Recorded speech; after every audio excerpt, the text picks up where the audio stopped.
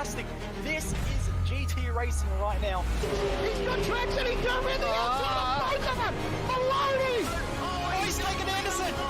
Anderson's up top! Oh my god! Oh. Big crash! Oh my goodness, half the field's gonna get rolled! It's very close. These guys are want to make their way through the field very quickly. Oh, there we go! Oh no! That's massive! This is it! This is over! I can't believe this! Oh my god! God, what?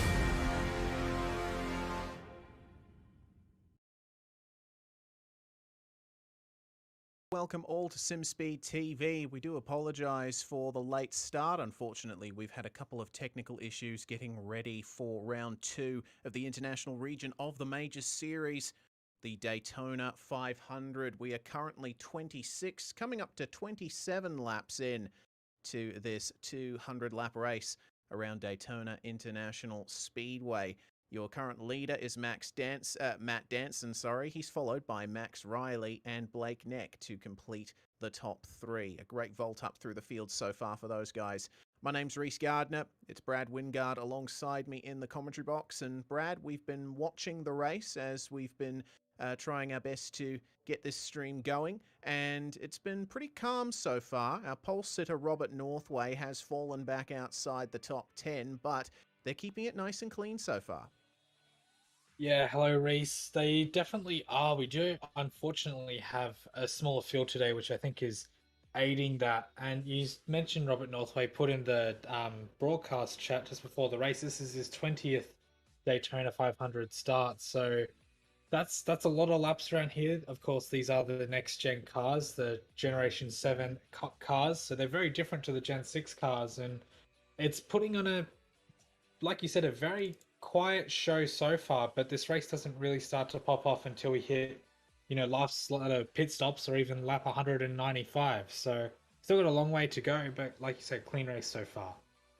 Yes, indeed. We've got a few major gaps happening throughout the field as well. The back 7 cars started out of the pit lane, which is certainly an interesting decision considering, again, this very small field. We have gotten quite a few packs forming in the field, but basically everyone behind Daniel Stevens in 14th started from the pit lane. We'll get a quick look here at Daytona International Speedway. It is Daytona. What more can you say about it?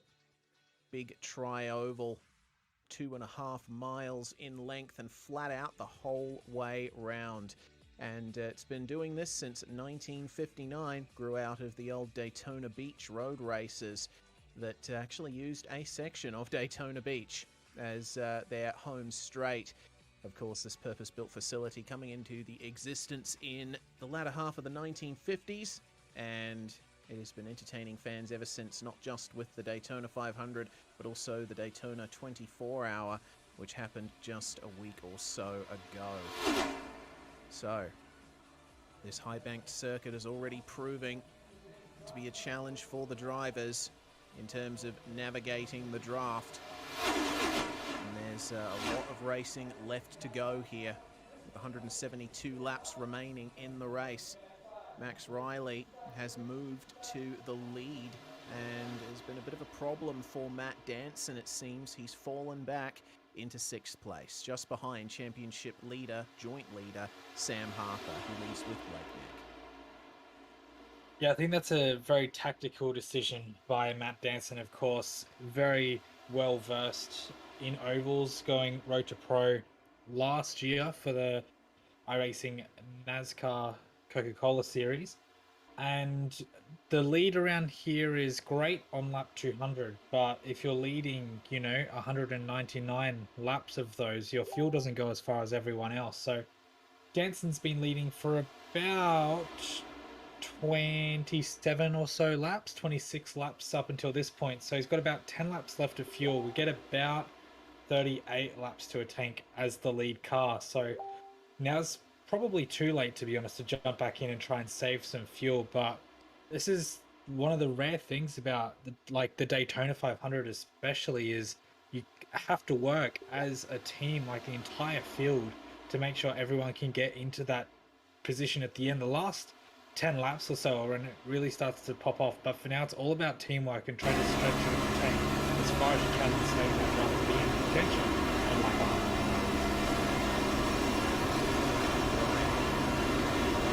Ford back in the pack.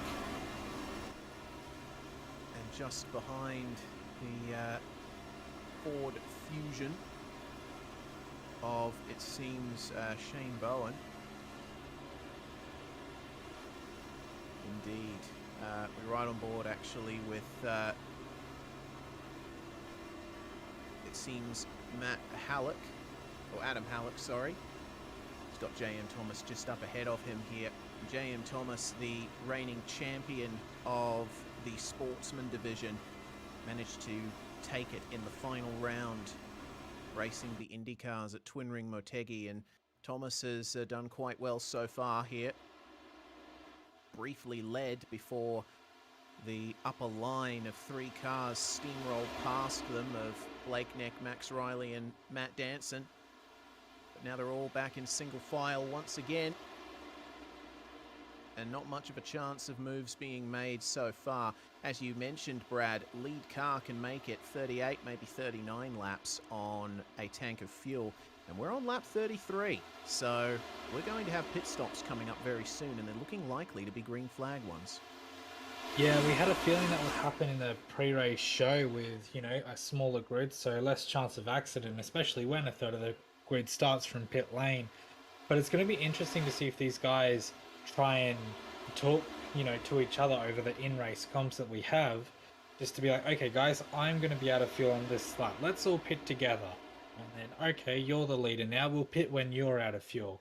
And the cars following Mac Danson for those, you know, 20-something laps that he led are going to have a lot more fuel in the tank than him. So they can go an extra lap, maybe two, than he can come those pit cycles in a couple of laps. So it's going to be interesting to see if there's a bit of coordination amongst this lead pack and the pack behind that as well, that's slowly drifting apart from itself. But we see the rear pack just in front of this lead pack. That's 14th of Daniel Stevens right down to Gavin Barber, I believe, in that pack in front. So that is going to help this lead pack out as well, especially Max Riley, who's leading this pack, is going to be able to get that draft off of the trailing pack and save a little bit of fuel himself.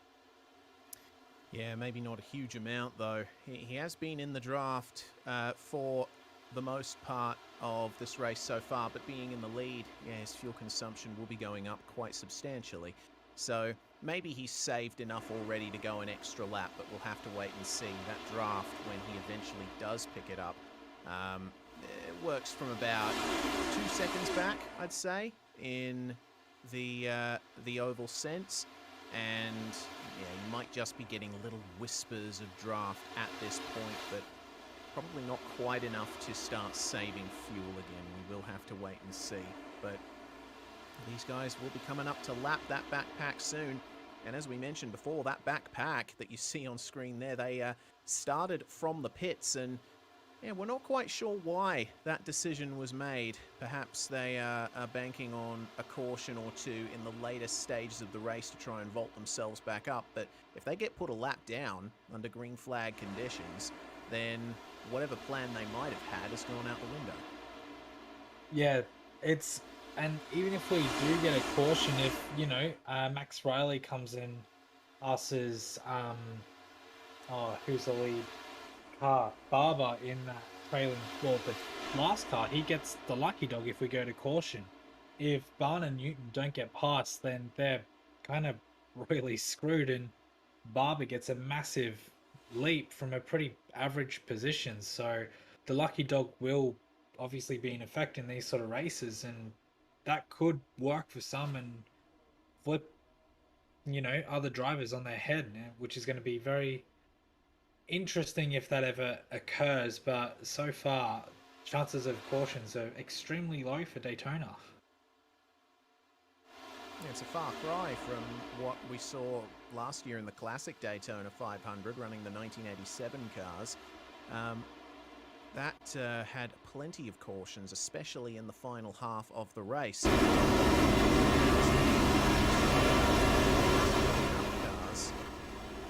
seem to be keeping it quite clean, and side draft is certainly a thing from the info that we've been fed coming up to the beginning of this event.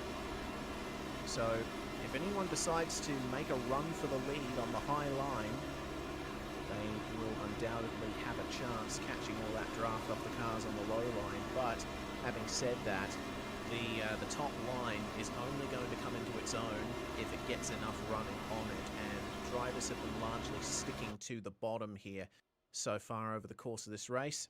Matt Danson there just behind the number 52 of Sam Harper down the back stretch.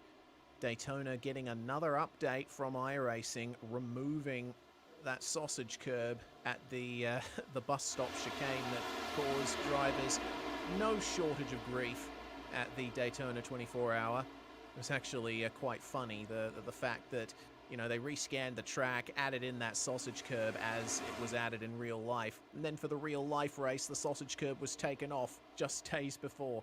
So always fun when tracks get updated in sim racing, I suppose. Yeah, it's because it's, you know, iRacing and NASCAR are best buds, and they do their best to get these tracks out as quickly as they can and as accurate as they can. And obviously iRacing does a very good job.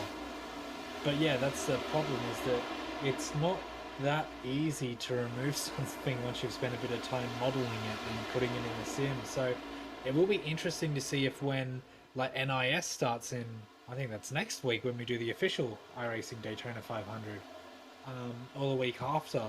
The NASCAR road course, I believe, follows shortly after that. So it'll be interesting to see if iRacing have, and I haven't checked, so please correct me if I'm wrong, if they've put those sausage curbs back for their cup cars when they run the NASCAR road course, or if it's just gone entirely now. So that's something I'll have to double check, because we don't have confirmation of that already.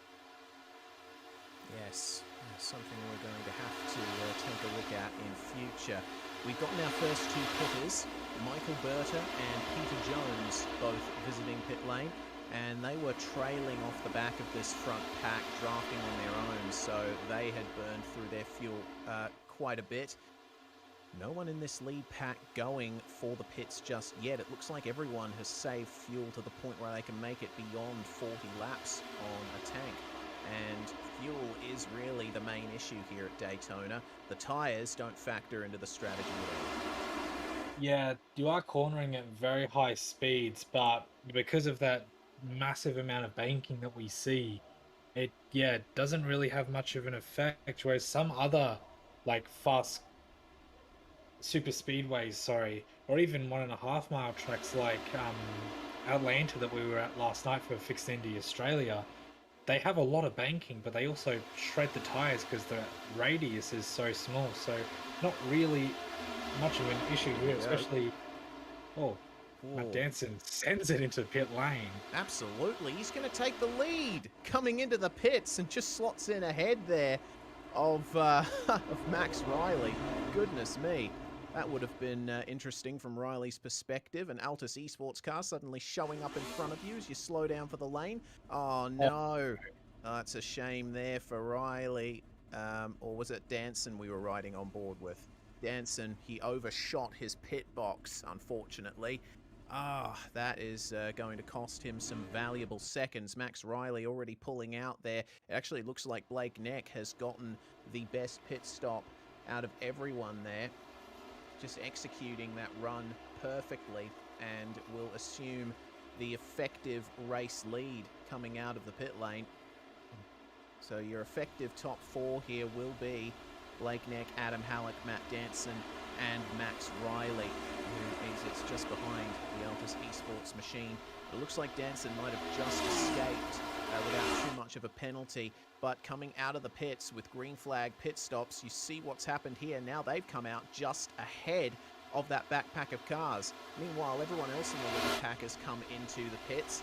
Sam Harper, J.M. Thomas, Dean Moll, Shane Bowen, Glenn Burns, J.D. Hoff all stopped. Robert Northway has completed his stop, and he's going to... No, actually, he's just come in to take his stop. Sorry about that slight miscommunication. So we'll see when these guys end up coming out. This is going to be interesting. We've got two different packs of cars on different laps. Going to take the high line. And they're still waiting to get their stops done. Let's see then what goes on as Matt Danson and Matt Schreiber make the move on Blake Neck on the inside. They got cars coming out with them. Goodness me, a big difference in pace. This could be difficult for the drivers. Jane Bowen and Dwayne Burns, along with J.M. Thomas, part of the Kinetic Avatar Racing team, all coming out and slotting themselves in. So the overall lead of the race is Sam Harper at the moment, as Mitchell Bales then takes his whoa, stop. no. Goodness, oh dear, oh dear, oh dear. Who on earth was that? Blake Neck had to take massive avoiding action. It was Adam Halleck who spun out there, and we have our first caution of the night. That's a big shame. We'll go to a replay thanks to our friends at Virtual Racing School. And it looks to me as though they were coming up on Sam Harper, and Matt Danson moved high and then unfortunately tagged the right rear quarter of Adam Halleck, spinning him around. So we'll get a look at it here. They come into the tri-oval on board here with Halleck and Danson, actually on board with Danson, sorry, and there we go. That is the incident.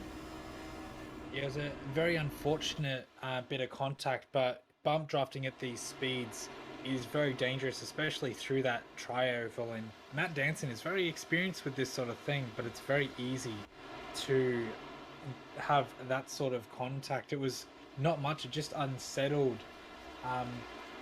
the car just a little bit as they exited the tri-oval, and then like you said, Danson comes up that extra lane, and yeah, Halleck being unsettled like that, he tried to catch it and the car wiggled, and there was a Matt Danson exactly where his car wiggled. So this resets a bit. It lets a lot of those cars that were a lap down past the pace car to pretty much get a free pit stop, and this is what we were talking about, that sort of strategy with the starting from the pits is put these guys back in it with no real issue. It's taken them 44 laps to do it, but they're there and they almost get a free pit stop out of it. Yeah, it is a shame though to see how that caution came about. Not too sure what the intention was with Danson going high, but he is going to come into the pits and get an extra stop. Not too sure if that's to potentially clear a penalty or not, considering how hot he went into pit lane. I would expect not, but he's joined in the pits by Halleck, Hop and Northway. Halleck will be taking his spare car, no doubt, and Northway as well in. I don't expect that many of the drivers took tyres. There were a few under those green flag pit stops, and Adam Halleck definitely putting some fresh rubber on that. The big slide and spin that he suffered would have taken a lot out of that rubber. So just to be safe, putting some fresh boots on that Chevy Camaro, and away he goes again. I'm wondering if Danson maybe had a little bit of damage that might not have really come up on the screen. Just some little optional bit of damage that he decided, you know what, we'll lose a few places and just get that fixed real quick. But I don't know, we can't see those sort of things from the commentary booth, unfortunately, so we can, you know, think of all these wild conspiracies until the cows come home, but we unfortunately won't really know. We'll still have another lap here under the pace car, but crucially for Sam Harper, that extremely well executed stop gave him the lead of the race, and being able to go a lap longer than the drivers that pitted first in that leading pack. So this is how it stands at the moment in terms of laps completed on this stint. Sam Harper, Dean Hall, Shane Bowen, Burns, and J.M. Thomas all with 4 laps completed. 5 laps completed for P3 Max Riley, P4 Blake Neck, and of course Stevens, Bales, Newton, Hins and Barber pitting 3 laps ago, along with Jonathan Bean in P14. We've got Hop, Danson and Northway making another visit to the pits here, and I think that makes sense. Being under caution, already being so far down the field, you might as well jump in and top up your fuel. It could pay dividends later on. Yeah, absolutely can. And we saw similar happen last night in the FIA IndyCar series as well. Drivers coming in who were at the back of the pack and just topping up their tanks, and most of those drivers ended up with really solid results in the end. So this, like you said, this is a fuel race. We're nearly 25% distance already, which is pretty good running. And those extra, half a lap of fuel come the end is really gonna help your chances. Well, the drivers form up double file. We're about to go green again. This is the first time the field have been truly together all race. As we said, the back 7 cars starting from the pits initially. We do have 2 cars a lap down or more, Peter Jones and Darren Robb in the last 2 positions on the grid. But lights off on the pace car. It will enter the pits right now, and Sam Harper now chooses when to go. Waits until just before the green flag, and away we go. Great start from Harper. Blake Neck and Dwayne Burns up top so far, as pretty much everyone else in the top 10 falling to the bottom of the racetrack, and they're going to be losing a bit of momentum here, Neck and Burns. But let's see how this bump draft works. Blake Neck already getting some great momentum on exiting the corners perfectly up there on the high banking. It actually turns into a bit of a ramp as you go down to the back stretch. Let's see how he does in the top line here. Coming through turns 3 and 4. Dwayne Burns, a little bit of a bump potentially from Dean Moll. We'll have to wait and see. Dwayne Burns switching down to the bottom. He realizes that that's where he needs to be at. The TSR driver is all on his lonesome up there, stuck. Nothing he can do. Yeah, there's a nice big gap forming in behind Thomas though, although Danson is closing at a rate of knots, and he's going to go for the high line and hopefully help Blake Neck out. We were talking about that side draft being good, but it's not quite that good to be, 6 cars in a draft. So Danson coming up to help Blake Neck, and 2 cars with the side draft and a little bit of air pocket is an absolute missile down the back straight. Well, Blake Neck has Matt Danson now giving him a bump, and look at them going for the lead. Danson is very good at executing these restarts and getting himself back up to the top. They're followed there by the Dark Tempest car of Max Riley, who's going to go back up into P3. Now just getting ahead of Sam Harper out of the tri-oval and catching that draft off Matt Danson. But Danson is sticking to the high line, interestingly. It looks like he might be helping Max Riley out a little bit.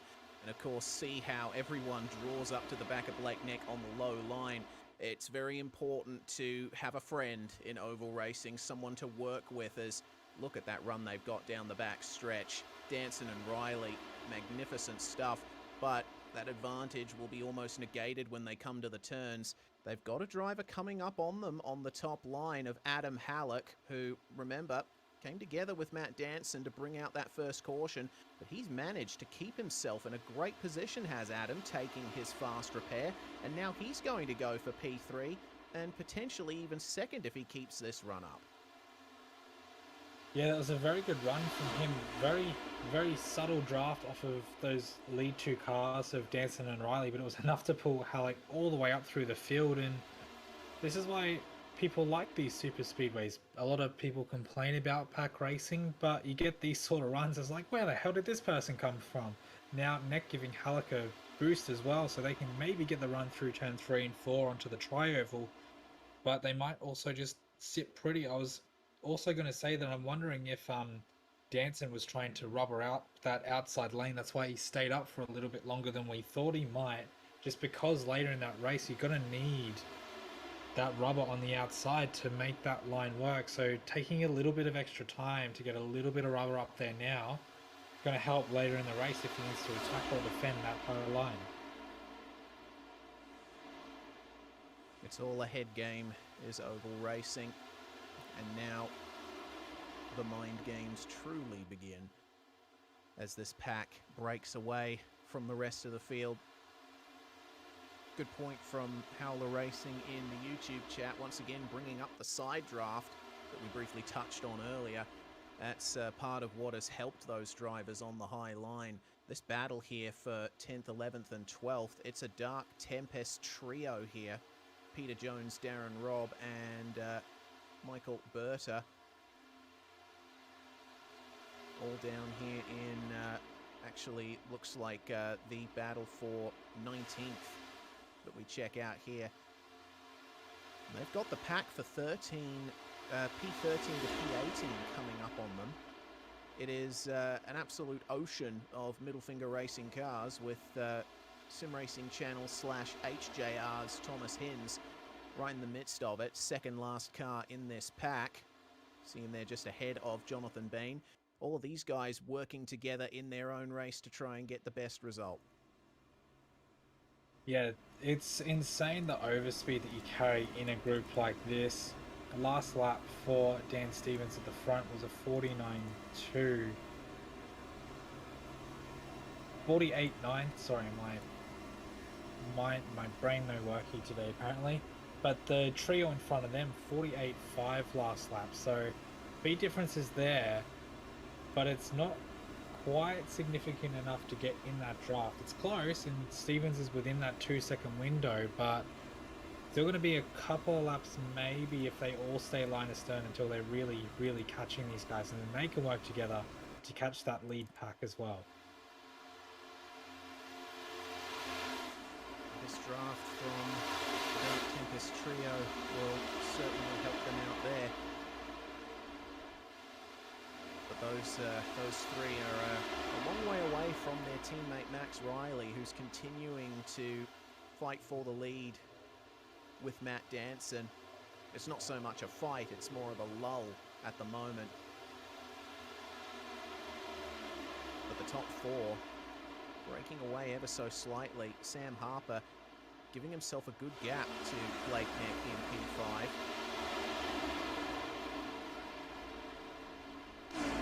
Also need to be very careful, excuse me, in these packs, because if you're the lead car, like, yeah, okay, you're burning a bit of fuel, but you have all of that nice, fresh, cool air. If you're second, you get a bit of turbulent, warm air off the front of the leader. If you're 8th or 9th, you have 7 cars worth of dirty air in front of you, and your engine temp begins to skyrocket, especially when it's on a restart and the whole field's together. That's a lot of cars to be trailing in a lot of hot air, so you'll see cars occasionally duck out just to cool their engines, and you think, oh, they're going to move, but the last thing you want to do is blow an engine on, what are we, a lap 56 of 200 because you've tried to follow the car in front too close. So there is a lot more than just, you know, staying in the draft to be in the pack and save the fuel and don't have to worry about the tires. It's the engine management and the water and the oil temperatures as well. So there's a lot going through these drivers' heads rather than, okay, I just need to stay here and follow this car in front of me for 199 laps. And there's a lot of mental calculations going on as well. But thankfully it's Daytona, so you have lots of time to do that. Yeah, that you do. And all you have to do is lift the throttle a little if you want to exercise your brain a little bit, mostly flat out around here. Max Riley, I think getting a little bit of that cooling done. He ran a little higher than Matt Danson in turns 2 and 3. But of course, these new cars, they have quite a few changes from the previous generation of NASCAR Cup cars. They ran 4-speed transmissions in an H-pattern manual arrangement for a very long time. But with these next-gen cars, they moved to a 5-speed sequential. So that takes a little bit more off the driver's mind.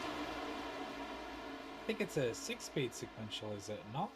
For super speedways, it was 6, and then it varies down to 5 and 4 depending on the circuit. I may be wrong, but last I heard it was a 6-speed sequential, but nonetheless, it's a lot better and more consistent than a H cut is.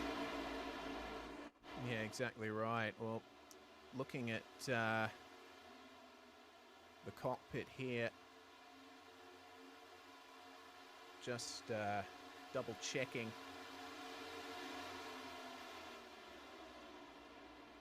See these gears. Actually, it looks like Sam Harper is still at Lake Neck, of course, in 5th. So it looks like it is definitely a 5-gear setup for this super speedway. Not seeing any 6s on any of the dashboards. And thanks very much to the guys in the broadcast chat for confirming it is 5-speed. Oh, I stand corrected then. Oh, well, you learned something new.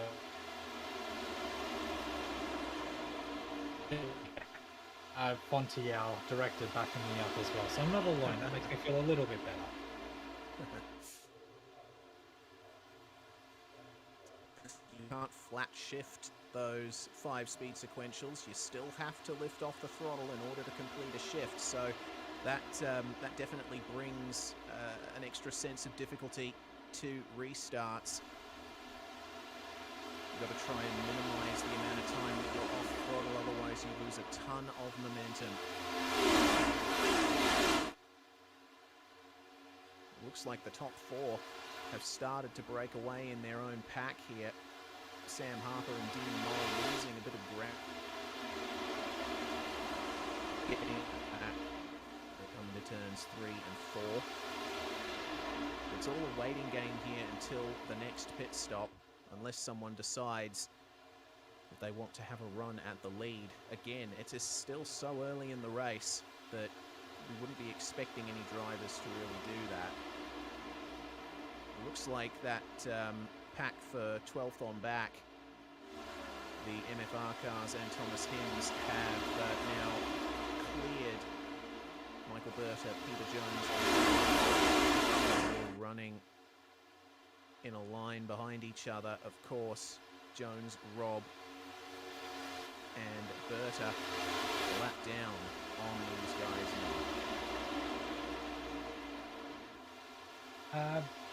Berta still on the lap, but yes. Jones and Rob are a lap down. Yes. Yeah, and I was worried about that overspeed like we saw on the green flag pit stops just before the caution, you know, causing some issues. But all these guys have done really well to avoid that. The Jones and Rob, who are a lap down, are very happily sitting just at the back of his pack and staying out of everyone's way, but they also haven't just lifted and given up on it either. So it's a really good communication by everyone out on track at the moment to get yourself in that, you know, in that draft, but also not ruin someone else's race as well. The front pack there just making their way past Brett Loxton, who's running last at the moment. He came in for a 3rd stop 10 laps ago and spent 35.3 seconds stopped, so I think he might have taken tyres. Did Brett, so he's at a massive disadvantage here, and he'll be hoping that there'll be another couple of cautions more towards the end he can use to get back onto the lead lap. Yeah, I don't think that'll really be too much of an issue,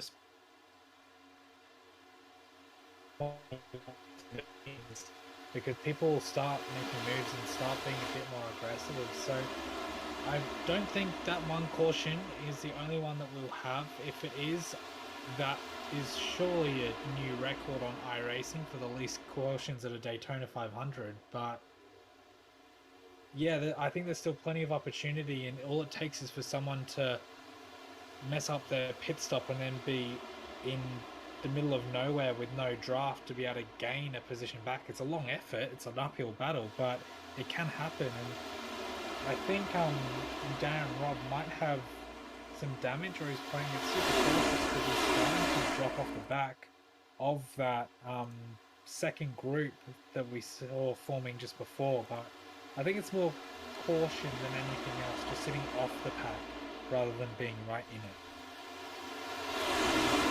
Right there, Darren Robb now with a sizable gap back.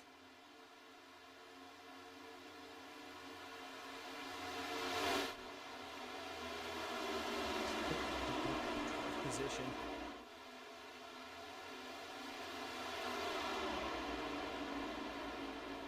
Other than that incident between Danson and Halleck, it has been a pretty calm race here in the Daytona 500 in the international region of the majors.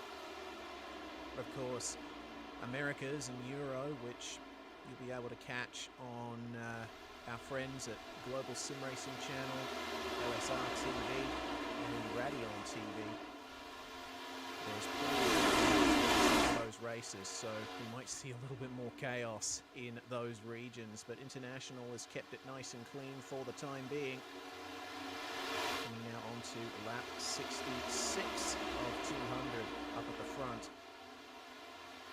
Danson and Riley have been treating each other very nicely up there in those top two positions. Halleck, Neck, Harper, and the like. They've all kept themselves within good margins here in this pack.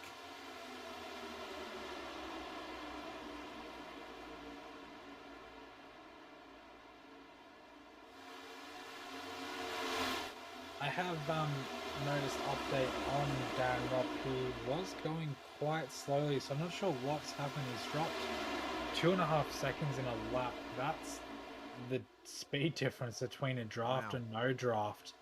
50.7 for Rob last lap, plays a 47.9 for Peter Jones, who he is technically fighting for position even if they are both a lap down. So I'm not sure what happened, but he just lost the tail end of the pack and the gap's already out to 6 seconds between those two guys. So he's very similar position to Brett Loxton at the moment, but not quite where he needs to be. So it's going to be interesting to see if he can recover something if and when we get those late cautions, but for the moment he's dropping like a stone in water. Yeah, not too sure what the issue is there for Darren Robb. I went back and took a look, and he has been running about a lane up from the bottom through the turns. That might have something to do with it, not quite taking the tightest line around the circuit.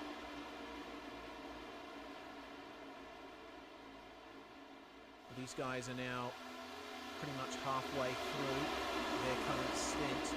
Danson, of course, with extra pit stops. He's got 5 laps worth of fuel on Max Riley. In fact, Danson and Northway, along with Jaden Hopp in 11th, are the best placed cars here in this pack on fuel. Riley coming up to the 27th lap on this stint, so he'll be hoping that he's saved enough and that Danson in the lead is burning through that fuel. Otherwise, he and pretty much everyone apart from Danson, Halleck, Northway and Hopp are going to be in trouble coming up to the next pit stop. Yeah, but then this is the thing with Daytona. They do have 5 laps advantage of fuel, which is going to be helpful. But when do you use that advantage? Because you can use it on the pit stop for a quicker stop, but then the draft is going to negate that, or you could go longer, but again the draft's not going to negate that. So it's a really weird position to be at a track like this. Any other track, maybe minus Talladega and Pocono, that'd make a real significant difference, but around here it kind of doesn't until you're after that final pit or approaching that final pit stop.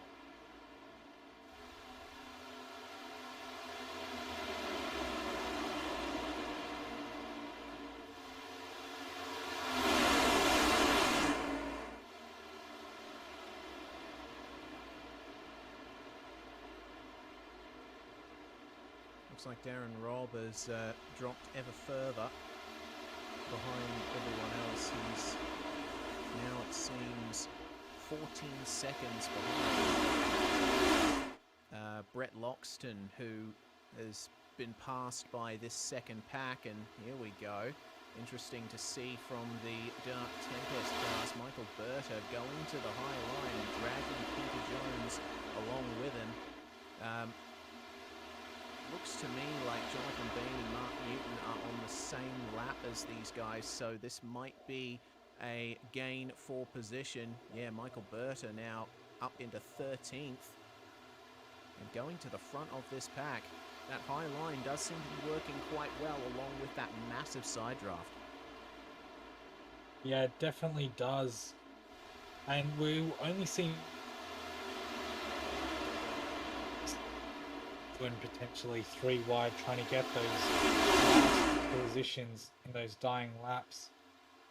But it's good to get that rubber down now, and that side draft is strong, like we keep saying, and probably will keep saying for the rest of the race, but I don't think it's quite strong enough for these guys to mount the attack they'd quite like. But again, it gets them out of that dirty air and helps save the fuel and the oil and water temperatures, but they're not losing too much time either. So it's all a bit of mind games and unknown chess moves at this point.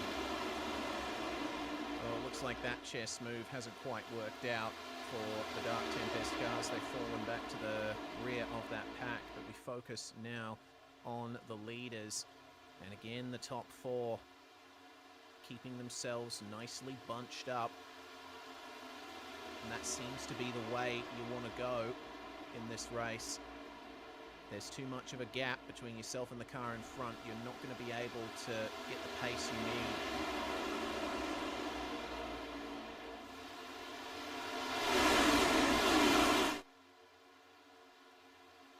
And they're actually starting to come up now on Darren Robertson's. Orm's Lonesome there. Yeah, I was just about to say that. I was trying to cycle through some of the drivers to get some updates, and he's kind of the lone wolf at the moment. I mean, we've got, well, obviously this lead pack on screen now, and then Jones and Berta in there too, and Brett Loxton's even managed to grab the back of that second pack, so not exactly a good time coming for Darren Roberts. The leaders come through an extra 20 k's an hour speed. I'm sure he'll be able to negotiate that and stick to the high lines. I think that's the safest way to do it. Well, we'll find out very shortly. Matt Danson getting a huge draft on in there. And to the high line, Darren Robb goes. A little high hello from Max Riley. Still fighting in second place. And everyone should clear Darren Robb here with minimal issue.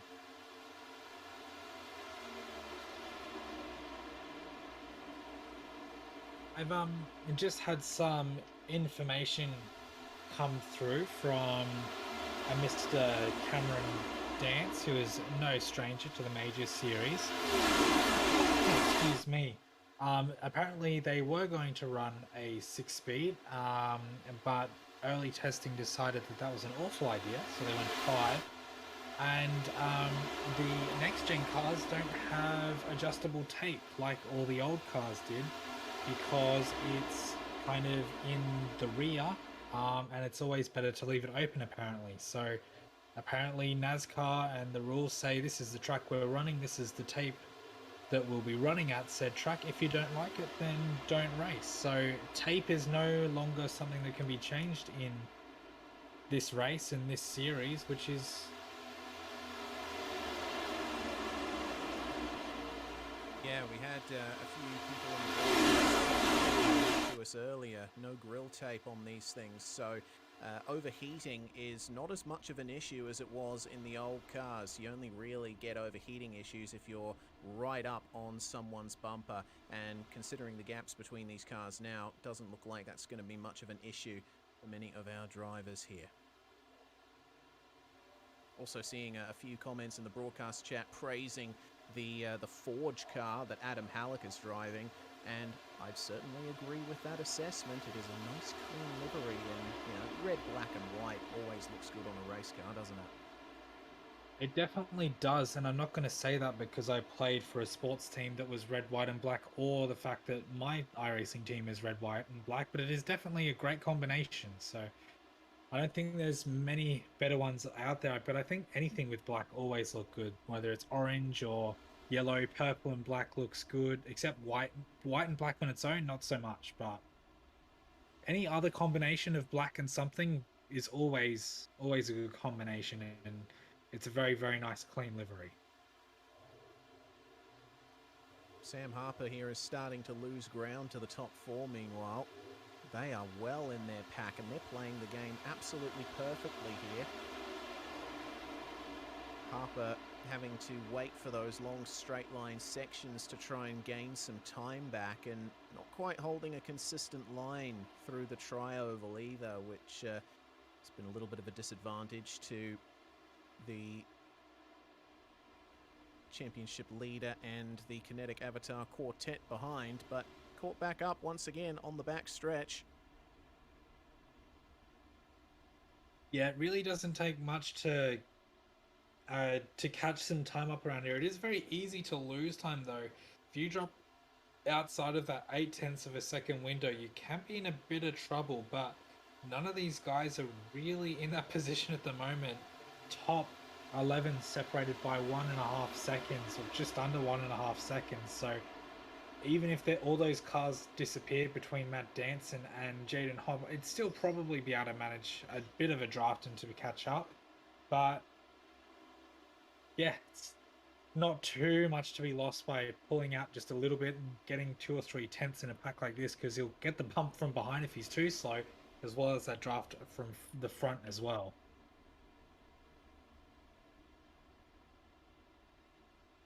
Coming up on lap 80. We should be due for our second round of pit stops in about 5 laps time, I would imagine. Even 6 or 7, depending on how much drivers saved fuel under the caution. Stevens and Bales on screen at the moment, the 3 and the 177. And this MFR squad always turning out in force for the Major Series. But they seem happy in their pack, just running their own race. Trying their best to overcome that disadvantage of starting from the pits. Unfortunately, it hasn't worked out too well for them. Jaden Hopp has 20 seconds on them. Jaden Hopp, of course, at the rear of that lead pack.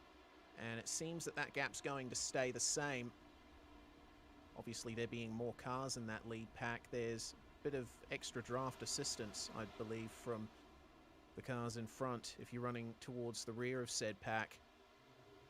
So, only serving to gain is this top 11 up ahead of these guys on screen at the moment. Yeah, definitely was a bit of a gamble starting from pit lane. We see a bit of too wide now. Northway. It's a bit.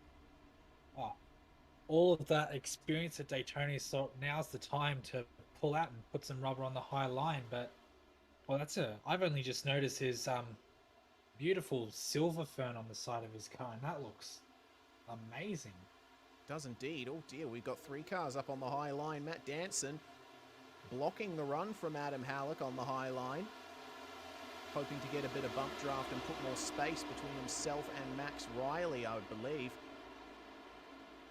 We are coming up to that second round of pit stops, so oh dear, Northway looked like he might have just grazed the wall, and there was a slight check up from Jaden Hopp. He's lost all of that momentum now, and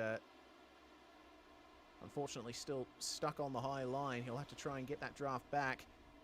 Halleck and Danson move down to the low line, top 2 for them, but Halleck, he goes back to the high line. That's interesting to see. Just in the frame there. Adam Halleck now giving the draft to the likes of Sam Harper, at least briefly. Harper moving back down low, but then high again coming into the tri-oval. They are coming up to that second round of pit stops, so this is the time where track position can certainly be a factor.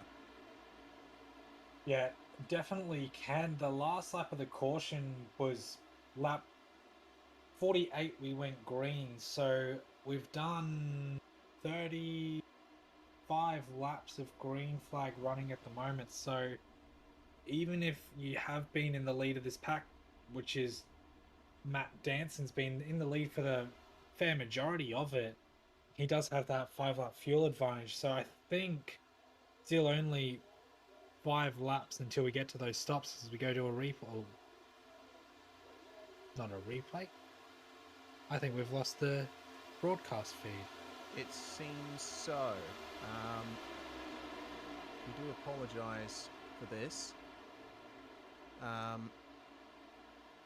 Yeah, unfortunately, we are not getting the sim feed at the moment. Seems at the very least. Alright, so we are back to live pictures. No, yes, we are. Good. So let's see then what these drivers can do. And we have pitters just in time. Alright, it looks like...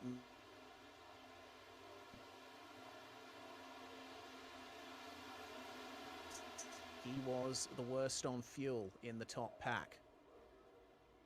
And this is the really dangerous thing about Daytona. Pitting on your own, there's a 20 km/h difference.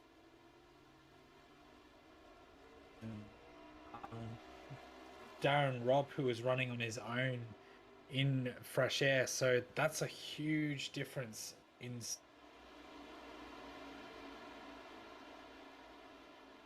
there might be a caution or he might get another pack, but at the moment he looks like he's just coming out in the middle of nowhere with no one to help him. Maybe he might get the draft off of the lead pack, but it's going to be close. There goes Sam Harper down into the lane, and a bit of a lock up and into the grass on the entry for car 52. Looks like, though, he's managed to bring it down to pit speed without much issue, and pulls it up in the pit box very nicely. The pit time for Max Riley, 20.2 seconds. And I'll have to, I would presume that he would have taken tyres on that stop. I shall confirm that momentarily. As everyone in that other pack just about coming into the pits as well. Pit lane is a hive of activity. The MFR cars and Thomas Hin's all in. I'm quite worried about Sam Harper's pit entry. He was doing 130 km an hour at the line. Pit speed limit here is 97, I think. I should have checked that before I made a statement. It's 97 km an hour, so he's doing 33 km an hour over the pit lane limit when he hits the line, plus he hits the grass. So I don't know if he gets his penalty now or as he comes out, but I think that's a slam dunk penalty for him on pit exit. I guess we'll just have to wait and see. Yeah, we shall. And it looks like Harper did not take tyres potentially on that stop. Actually, he did. Yeah, he was stopped for 55 seconds. And I think, yeah, that is the penalty being applied to him there for that entry.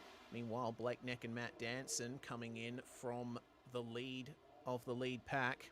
And I will confirm that Max Riley did take tyres on that stop. So he's got some fresh rubber on. He's just come out behind the likes of Jaden Hopp, Adam Halleck and Robert Northwaite.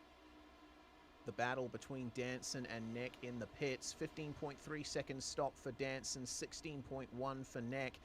Danson will emerge ahead of him. Not by much though, 0.4 of a second at the moment. So that is well within draft range for Blake Neck, which is very good for both of them as we see a lot of that other leading pack coming in now.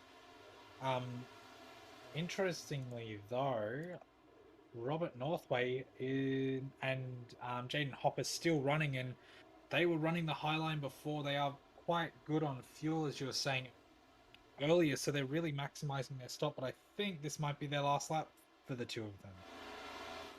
Maybe. All right. Well, we shall see.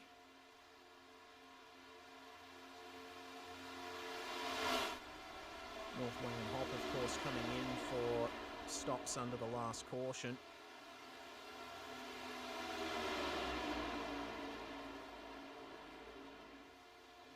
Looks like they might go for a lap more here. Very good fuel mileage for these two. Of course, they are dragging Max Riley along with them. He's classified a lap down on these two thanks to the green flag pit stop, but once everything filters through, he should have a nice advantage over just about everyone else. Matt Danson is 40 seconds behind Jaden Hop. Got Dean Mole running effective third as well, just ahead of Danson, who's going for the move here. And interesting to note, Blake Neck has dropped Matt Danson massively in the last couple of laps. He is mired back with Adam Halleck, J.M. Thomas, and Dwayne Burns. So Danson, I think, playing this mid-race fuel strategy quite nicely. He definitely is, but the issue there lies that Blake Neck has Halleck and Burns and Bowen just behind, although they're a little bit adrift, but close enough to get a bit of a draft. But Danson only has Dean Mole, so those guys behind really need to work together in order to get that draft. Otherwise, they're in a little bit of trouble. But in saying that, Dean and Mole are very steadily catching Sam Harper and actually passing him. So it'll be interesting to see if Harper slots in here and tries to get some of that draft while he can. Robert Northway and Jaden Hop, meanwhile, go into the pit lane. Now, it'll be interesting to see how this works out. Versus Mole, Danson, Neck, Halleck, etc. Riley is back down in P9 at the moment, and in the battle with J.M. Thomas, Dwayne Burns, and Shane Bowen for 7th place. And tyres being taken there for Robert Northway. Tyres in the first pit stop, I think, potentially.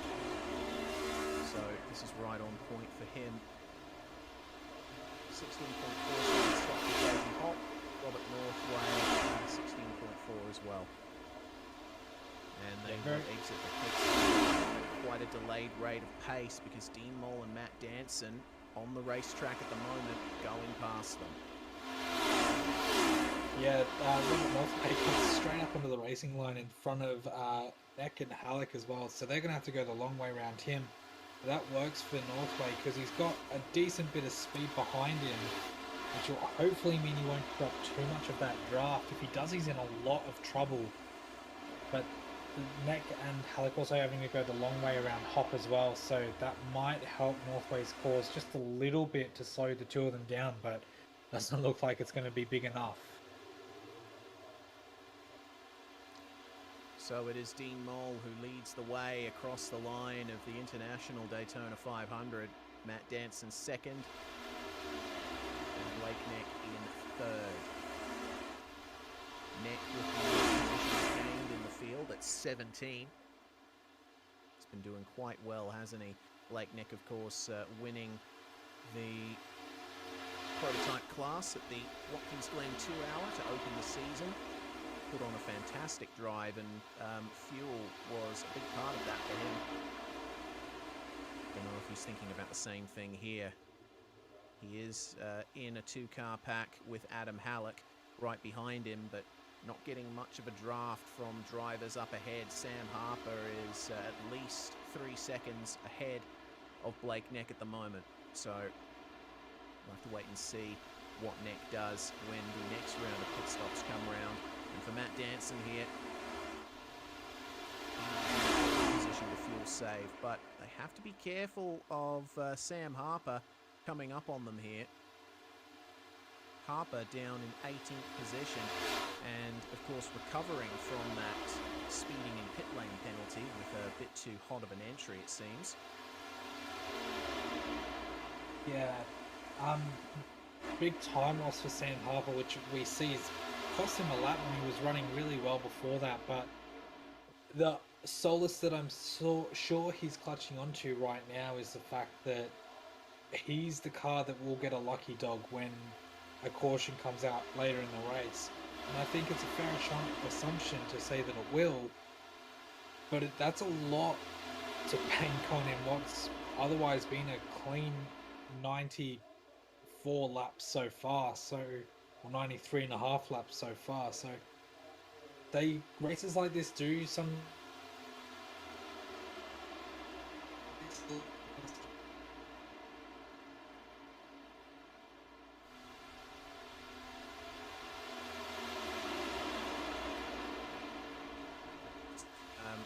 Just trucking Thomas Hinn. He's just behind Daniel Stevens and Mark Newton at the front of this pack. And there he is in his Ford Mustang. A pack.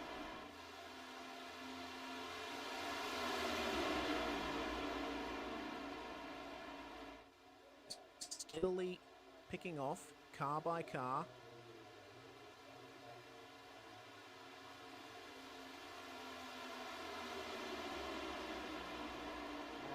Is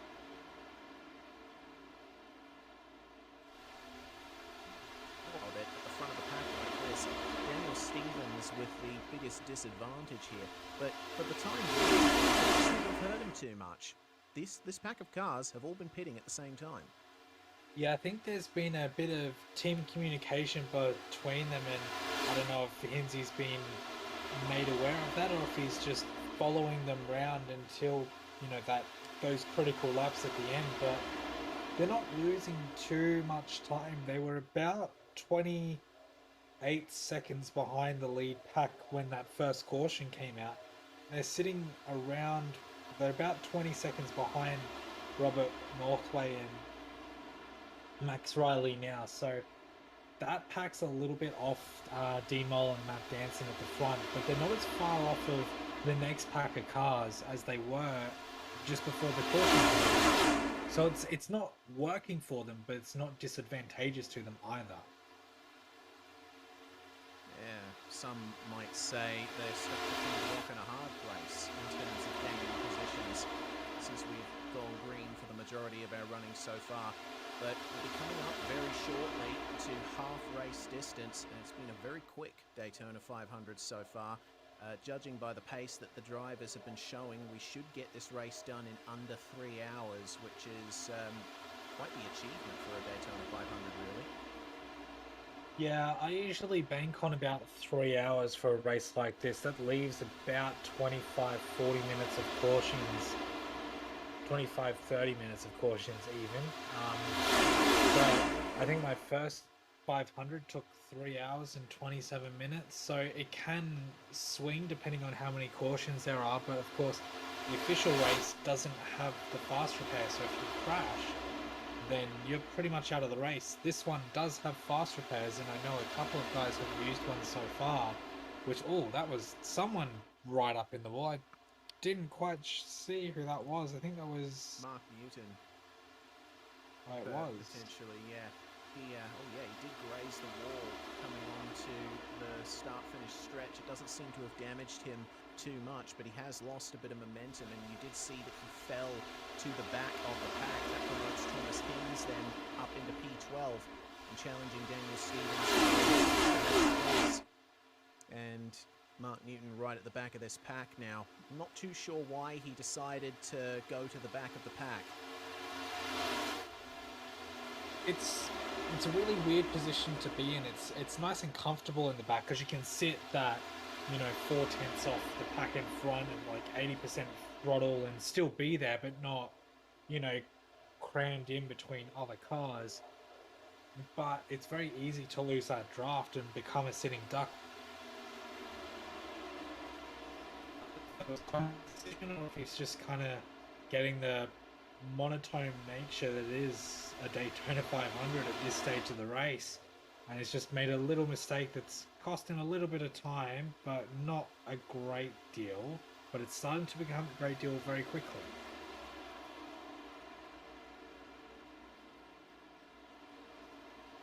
Through Daytona 500 round 2 of the International Region of the Major Series. Well, Matt Dance and Sam Harper still keeping themselves.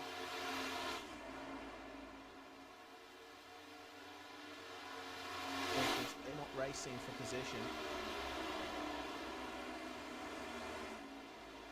But I think Harper might be in a good spot here. He'll definitely be saving a lot of fuel behind Danson and Moll.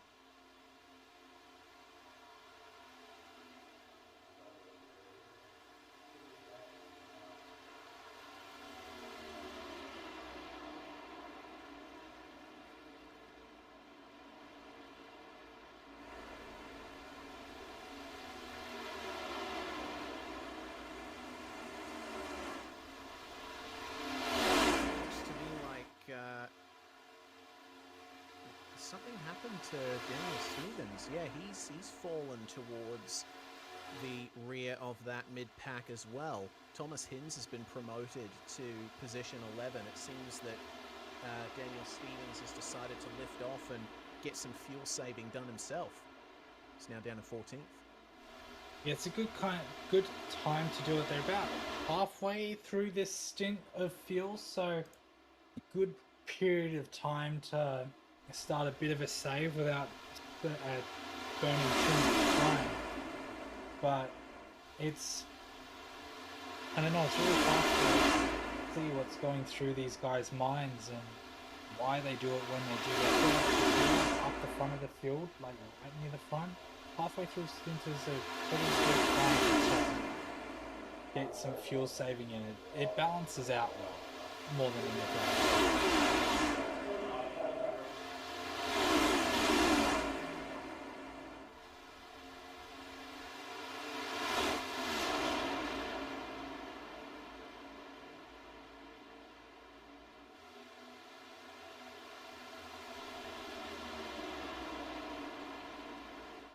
Lead pack though is catching Dan Robb again as he trails Peter Jones and Michael Berta. Michael Berta, the last car on the lead lap, which if these guys keep going at the rate that they are, they're about 0.8 to a second a lap quicker than Michael Berta in the middle of this pack.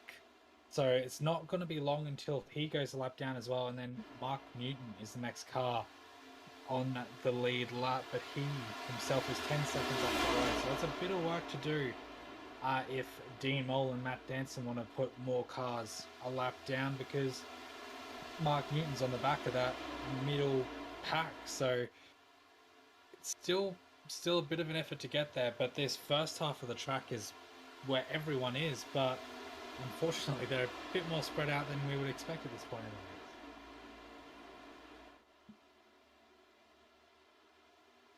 It definitely seems that the Dark Tempest Motorsport trio, the band, has gotten back together with Jones, Berta and Robb coming down there in their own little pack. But as you mentioned, Brad, the leaders are starting to come up on them, and we might be seeing some passes happen here. Aaron Robb running a little bit higher. He's lost ground once again to his teammates, and coming into turns 1 and 2 now, these leaders. Let's see how much of an issue this is for Dean Moll and Matt Danson. We should probably take a look at it, Fonty. Coming down the back stretch. Looks like it's being completed without incident. Yeah, all the guys are lapped down, doing the right thing and taking the high line, which is definitely safer than a bit of discoordination. Everyone gets to keep their momentum as it sits, and the pass is done nice and cleanly, of course. A lot of these guys, especially those running near the front of the pack are well experienced in ovals, so makes everyone else's life a little bit easier. Those at the back of the pack, not as experienced, but they do have some, most of them having their A or B license, except for Brett Loxton.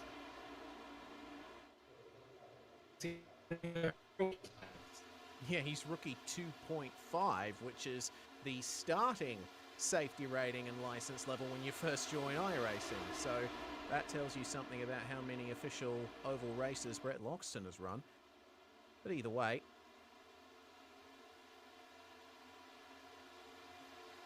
these guys running third, fourth, and fifth, just up ahead of the pack of Riley, Northway, Thomas, Burns, and Bowen.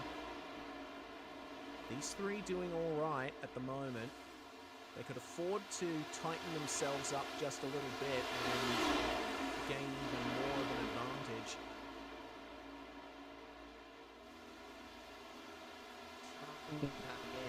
How many laps can I get on a tank? What is my critical lap?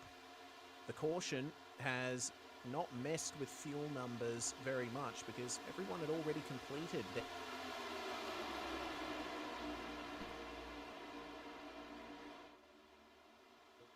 moved to something like lap 164. And the critical lap around the track is, you know, that draft and that fuel save is so powerful that for the lead car, they'll let their critical laps about, like you said, those mid 160s, maybe a low 160 if you want to be a bit ballsy on your last fuel run. But if you're a driver in the like second or fourth or eighth in a pack, that driver gets pushed out towards 40-45 laps, which means your critical lap comes to lap 155 155 to get 45 laps. But then, you know, are there going to be those cautions, or are you in fact going to be in the draft, or are you going to be leading? And it makes that critical lap really difficult to work out. But I'm sure a lot of the guys at the front of this field have done A, a lot of practice, and B, a lot of math, and thought of all the different scenarios that can possibly come up. And then you get battle packs like this that throw a complete spanner in the works. Yeah, goodness me, that high line is strong. Blake Neck, Adam Halleck, and Jaden Hopp are getting swamped by these guys. And remember, this is not necessarily for position. We do have... well, actually, no, I correct myself. It is for position. All of these drivers running in the top 10, aside from the two Dark Tempest cars at the back of the pack. Looks like they've all managed to sort themselves out, for the most part anyway. Jaden Hopp still keeping JM Thomas up on the high line, and Dwayne Burns having to switch down here. Shane Bowen stays high as well. And just like that, they fall back into line. So, with that done, we'll do a quick rundown of the positions in this race. It's Dean Mole and Matt Danson, your top two. They're bump drafting each other up at the front, and they have got 3.2 seconds on Max Riley, Robert Northway, and Blake Neck to round out your top five. Adam Halleck running in P6. It's Jaden Hopp now into P7 now that this pack has caught up to them. J.M. Thomas, Dwayne Burns, and Shane Bowen rounding out your top 10. And then we've got a big gap of 34 seconds back to 11th on back. Gavin Barber currently to 11th. Bales, Daniel Stevens, Jonathan Bain, Thomas Hinds, and Mark Newton down to 16th place. And then we've got Sam Harper, the first car, a lap down. And still there behind Dean Mole and Matt Danson, snatching the draft off of them.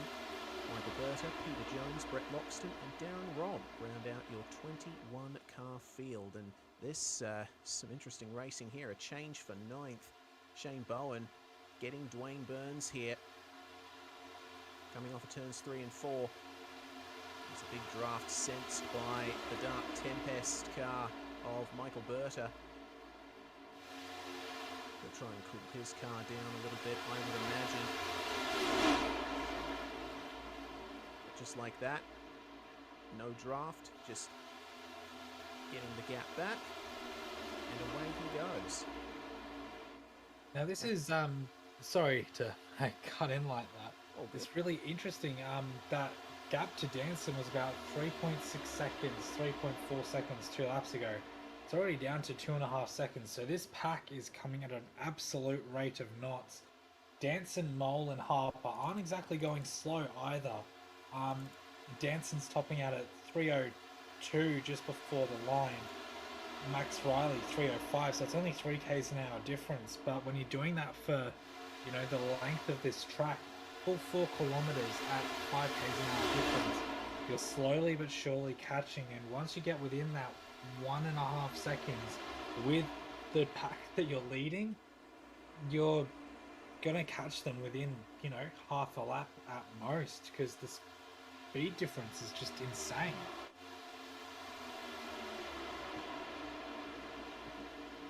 Yeah, I'm looking at the deltas on my live timing, and you can see them here on the timing tower as well. Look at the number next to Max Riley. It is gradually coming down at a constant rate, under 2 seconds now, the gap to the lead. Now this is where we're really going to get some racing on as this pack catches up. It'll likely be a full cars all the way down to 10th position once again. So that pit cycle really spread them out, and now they're coming back together. It's kind of like multi-class racing in a really weird backwards sense, because it ebbs and flows so much, and you know, over the course of a stint you can lose 4 or 5 seconds to traffic, but then whoever you're racing will lose 4 or 5 seconds to traffic, and then at the end of the stint you come back together again. This is the exact same thing where, I don't know how many laps we're in, 21 laps into this fuel run, give or take, and everyone's come back together again. So it doesn't take much. Once it forms, it might take a little bit to form, but then it doesn't take much. And that gap is, yeah, it's gone. Yeah, exactly, it's gone. It is absolutely gone, and here comes once again right on it, switches to the high line, and blocks the maneuver from the drivers on the high line. Danson is playing the game incredibly well, isn't he? Just putting his car in the right spot at exactly the right time, and he will take the lead of the race. Dean in that white, orange, red Camry. Goodness me. What do you do if you're Sam Harper? What can you do to recover any kind of time here and try and get your lap back?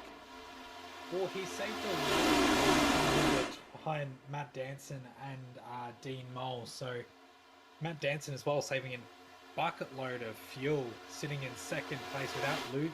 Obviously that pack. Yeah, so taking the lead now in the second third of the pits, the fuel cycle is not a bad thing to do because he saves so much. And Sam Harper as well has just been sitting there being really, really patient. He's playing his cards really close to his chest, and he's just sitting with this pack. Like, he's given everyone their positions as he's lapped down, but he hasn't done anything stupid. He hasn't completely gotten out of it. He's just stayed there, and he's saving more fuel by doing that. So when pit stops come around, he might be able to go that extra lap to save some time, as long as he doesn't speed up pit entry again. He can get his time back, or he's in the prime position for a pit stop under safety car, or the lucky dog under safety car, and do a pit stop and still be on the lead lap. So he's got a lot of options just sitting here patiently, and he's playing his cards perfectly in the position that he's in. Well, he and Robert Northway have fallen to the back of that pack, as you saw. Northway switched to the high line and just fell to the back of the pack. Sam Harper going past him, and now in the draft of Dwayne Burns.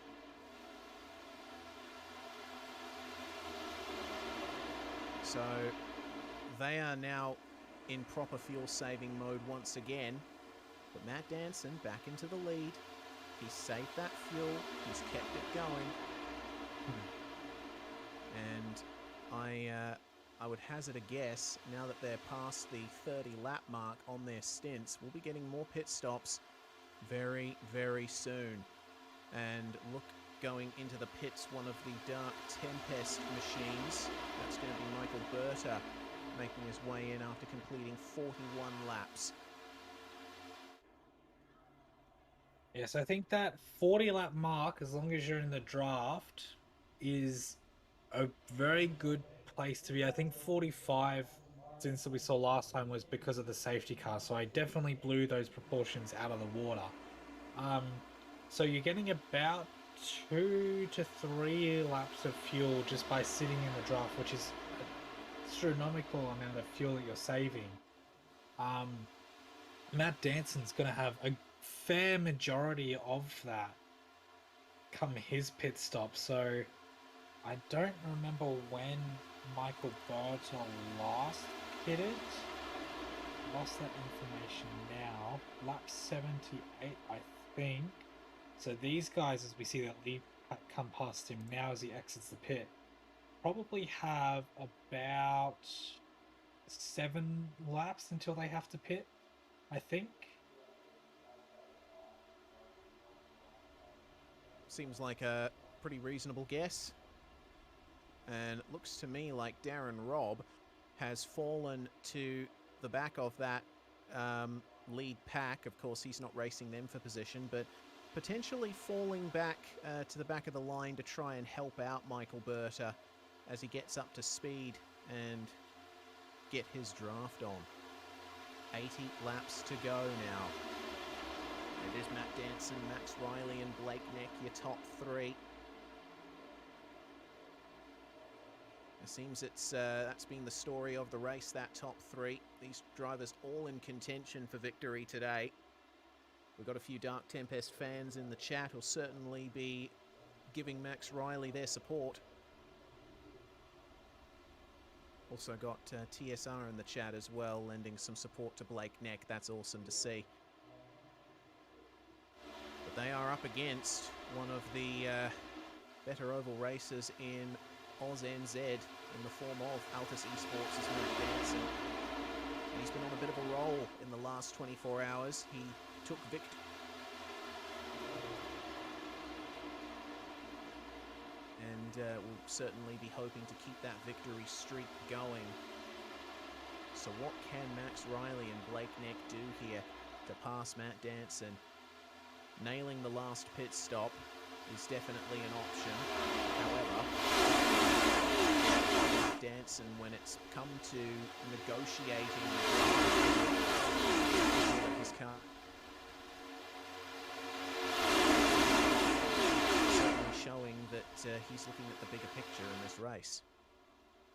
Yeah, he definitely is. And if these guys pit now, you can pretty much make it on one more stop. That'll split at 39 and 39, which is roughly the figures we've been given for maximum fuel distance in these cars as the leader. So 78 split in 2 is 39, so maybe take it to lap 75 and pit for a fuel tank. That'll take you to lap 34 to go, sorry, so 75 to go, 34 or 36 to go. Gives you that extra bit of fuel, but then you also have to think green white checkers as well. Yeah, green white checker, definitely something to consider in a lot of NASCAR racing.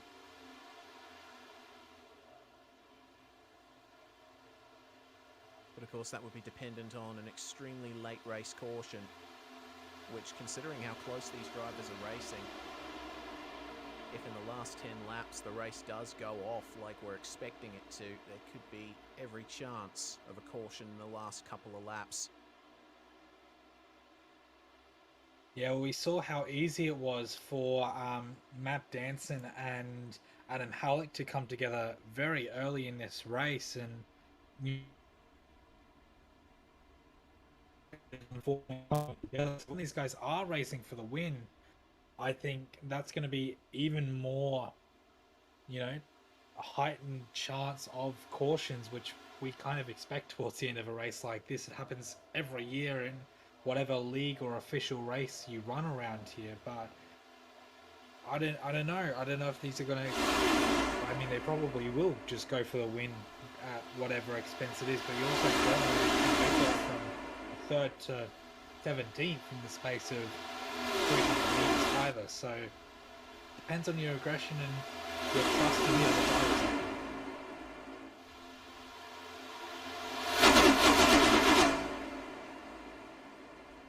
It's amazing the speeds that these guys carry. Look at this.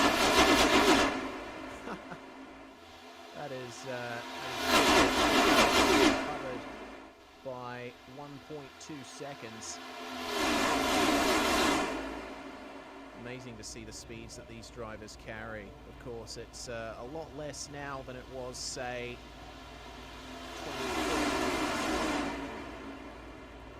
Of course, the restrictor plate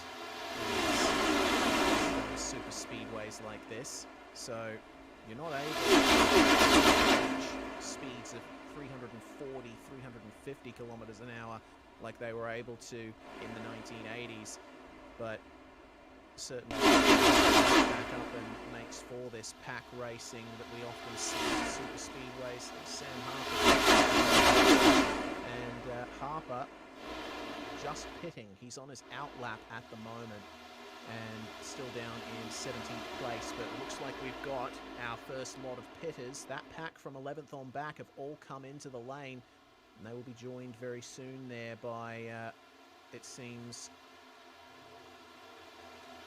one of the Dark Tempest machines, Max Riley, taking to the lane. Blake Neck has joined him. I said about lap 75 to get, well, 75 laps to go to take you to 36 laps to go. I was close, but good idea to run that extra lap as we see Sam Harper sitting up high for this lead pack, but I think he might nearly be up to speed enough to be able to drop in front of Matt Danson. I'm sure Matt Danson wouldn't really mind a bit of extra fuel saving in the draft, but Sam Harper decides to stay out of it, nearly goes into the fence instead. But here we see 3 of those 7-8 cars coming into the pits. Matt Danson very late on the brakes. Hits his mark perfectly, as do Dean Mole and Adam Halleck. So these guys...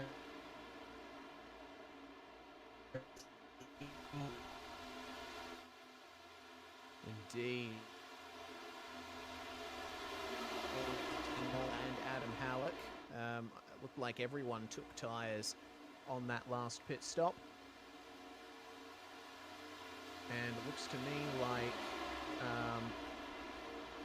Adam Halleck had, oh no, actually they all exit their lane. It is going to be Matt Danson who leads that race out of pit road.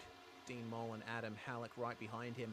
Blake Neck, meanwhile, gained on Max Riley in the pits. Riley was stopped for 1.2 seconds longer, so he's back down into 10th now. Speaking of Blake,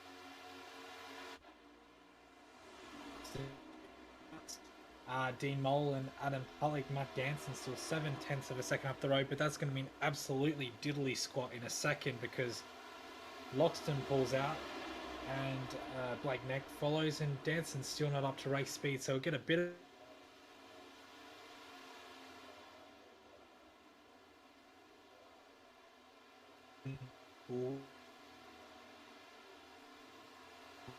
have missed they've missed the boat just a little bit there. Yeah, so is Max Riley, unfortunately. He's on his own now in a pack all of his own. Bit of a shame to see. He was fighting incredibly well with the lead pack, but something obviously went a bit wrong for him during that pit stop, and now he has no one to draft with. He does have the lead pack coming up behind him, but they will likely go for the pits very shortly. Jaden Hopp coming up to the end of his 40th lap. J.M. Thomas, Shane Bowen, Dwayne Burns, and we'll leave it at that. Dwayne Burns coming up to the end of lap 43. Robert Northway on the same strategy as Jaden Hopp, completing his 40th lap now. So those guys now will come into the lane, actually 3 of them, the Kinetic Avatar drivers of Thomas, Bowen and Burns, all making their way into the lane now. And makes sense. The end of 43 laps on this stint for these guys.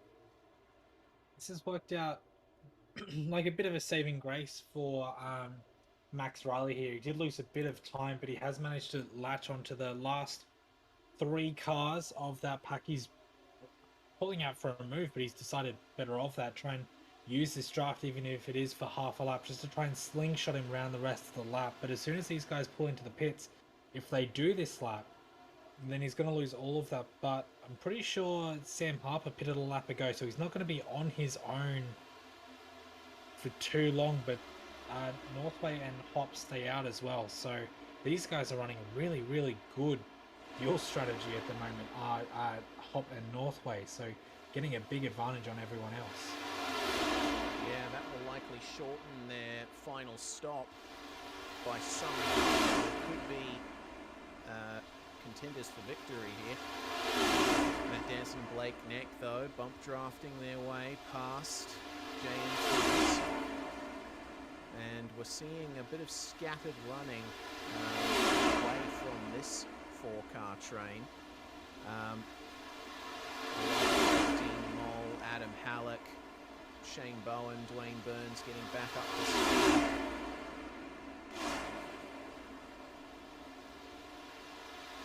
Yeah, that group with James Thomas and Dean Moll and the likes is really starting to catch Neck and Danson in front. So it's that same thing again that I was talking about earlier with the flow of pit stop, but it's happening a lot quicker this time. So Danson's probably going to be grateful that he's getting some help from behind, but he's also saving that fuel in front, and it again will put him in a really good position just before their next round of pit stops as well. And if he executes that one right, then it's going to be quite difficult to knock him off that next step.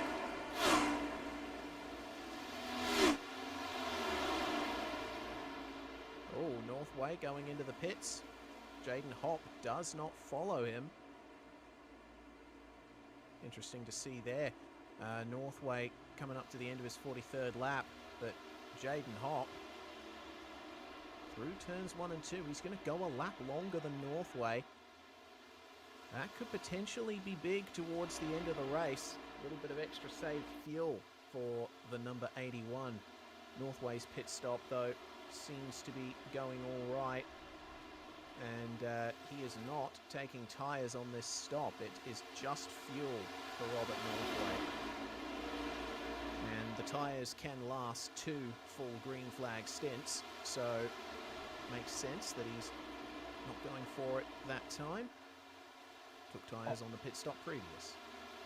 Hop is in now. He used the draft from Jones and Riley and Harper in front of him to get that extra lap, which, like you said, that could be huge come the end of that race. As we see Northway getting passed by that lead pack now. He's not quite up to racing speed, but will hopefully, for his sake, be close enough. But I think he's close, but I think he might just lose a bit of that draft before he gets quite up to speed, which might not be the case for Jaden Hopp because he had that extra lap in the draft. He might be able to come out just like with that lead pack and be up to speed soon enough, but I guess we'll find out in about 15 seconds as they come through turn 1 and into turn 1 now. So going to be close, but I think he might. Well, there is Jaden Hopp just exiting the apron now, and he'll fall to the back of this pack, still getting up to racing speed. He'll have to try and snatch a draft off Darren Robb as soon as he can, and he does. Gets right into the line there, but unfortunately seems that Robert Northway has not been Jade Hop and Robert Northway might be lone battlers here. News on Max Riley, by the way. Fans of Dark Tempest in the chat will be happy about this. Riley is getting a bump draft from his teammate Peter Jones in an effort here to drafting at the moment. There's still quite a bit of space between the cars, but all the same, it's good to have your teammates with you there to help you out. Not even that, there's 4 of them there now, which is a really good pack to run in. It's not too much, but you still get enough speed from the draft and the cushion that these cars produce. So Jones, Berta and Sam Harper tailing that pack is going to give them some really good speed if they can hold it nice and close and line astern. We're approaching 60 laps to go soon, so we still are 1 pit stop away, but if these guys can run this night in a really good position come the end of this race, and they're also catching Robert North over this one of his cause as well, getting that late stop and then getting a bit of help towards the end of the race, and they're catching quite quickly, so not going to take him too long to get up to full race pace once they do. And yeah, this is turning into a really good finish to this race. I'm starting to feel quite optimistic here about the end of this Daytona 500.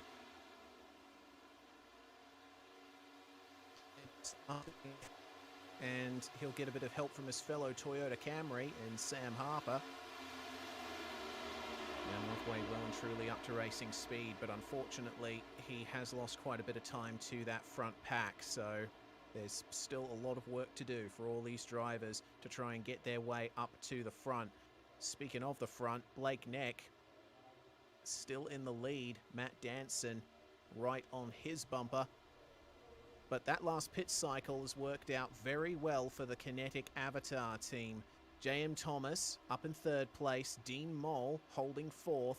Forge Motorsports' Adam Halleck is currently in 5th, but 6th and 7th are Shane Bowen and Dwayne Burns, the original Avatar Auto Racing pair.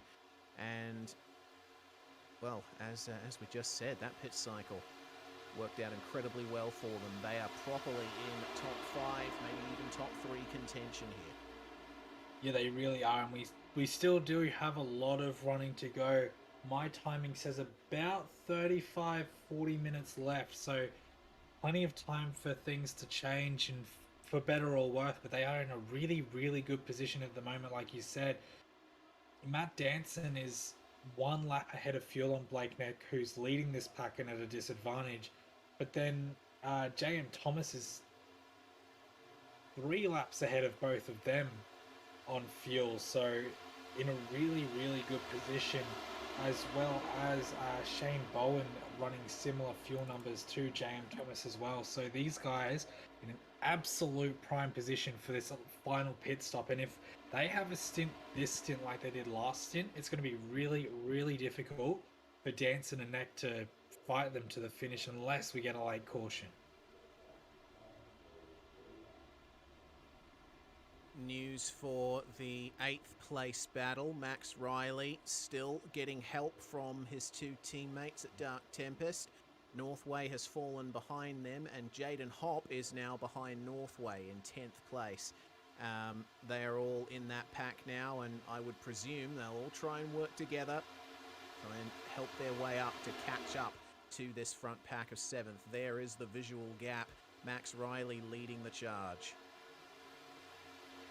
The gap last lap was 10 seconds pretty much on the dot. It ticks to still 10 seconds on the dot. So they're slowly, very slowly catching, but they are closing. Next car up the road is Brett Loxton at the tail of this pack.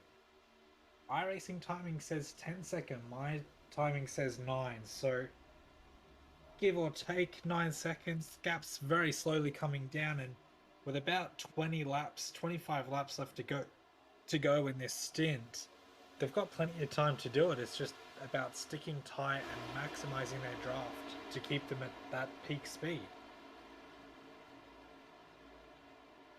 Back to the lead though. Matt Danson and and Blake Neck. They've kept themselves in a good position here in the top 2 places. And it seems that whenever that pack of 8th on back gets to a turn, the gap just extends out by a 10th or so. So Max Riley and his teammates are having a bit of a tough time here trying to catch up. But as soon as they get to a straight, the gap falls ever so slightly by 100th every couple of seconds. The Kinetic Avatar squad sitting pretty in their 2x2 formation, split by Adam Halleck. Not much more for these guys to focus on other than that.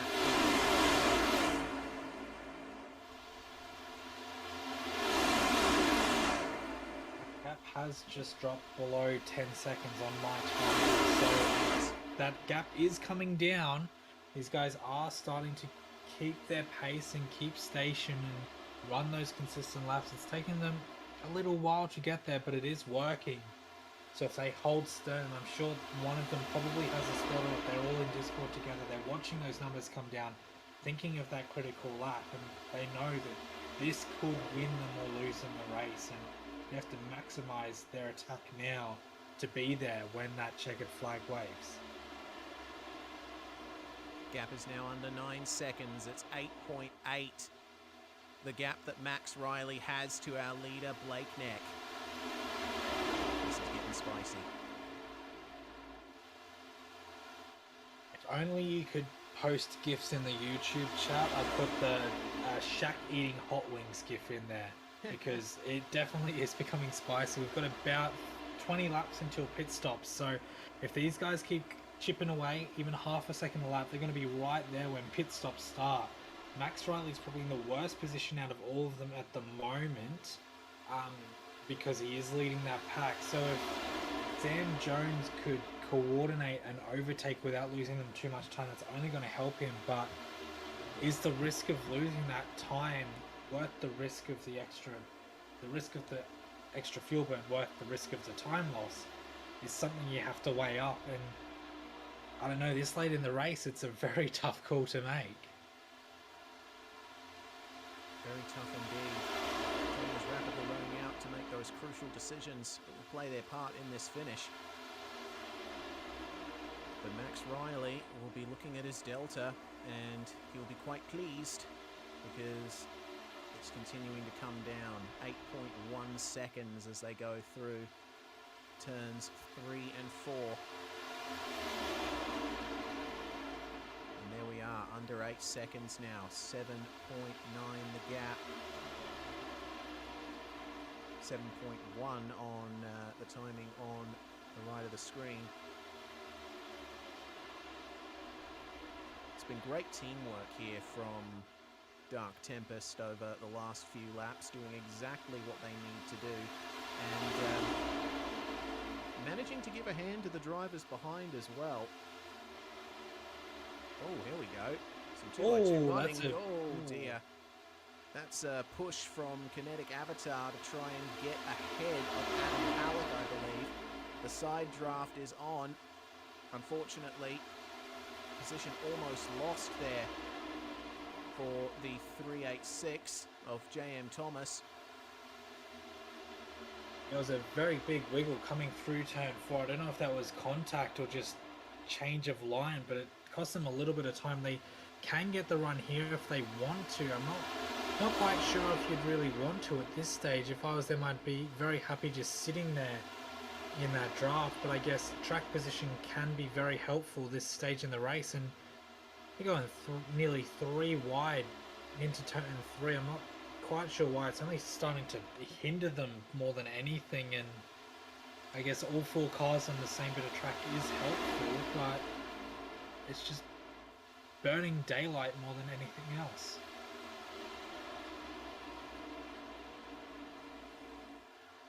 Goodness me. Well, that push has not worked for them, and if anything, it has helped out Adam Halleck, because he's now up into 3rd place, making his way past Dean Moll and J.M. Thomas. But the push is still on here for Kinetic Avatar. J.M. Thomas will get a little tap from behind from Shane Bowen, and we'll see what they can do here with a little bit of extra speed coming into turns 3 and 4. Definitely putting some rubber down on that high line, which is going to help anyone who decides to get up there later on in the race. But there is the block from Blake Neck, and J.M. Thomas is going to make it 3 wide across the line here, going for the lead of the race. Matt Danson can't move up on him. He's boxed in there.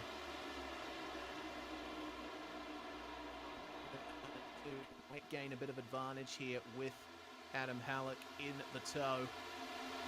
He's battling. Oh my goodness! Big contact there. That's going to be a caution for sure. Dean Moll coming to a stop on the racing surface. And there we go. Caution is out. Now, this could potentially mix things up quite a bit. The drivers are halfway through their stint. I would presume that a pit for fuel is definitely the way to go. Have a green light check it at the end, because these guys, 51 laps to go. We'll get that VRS replay up now, because I didn't quite get to see that.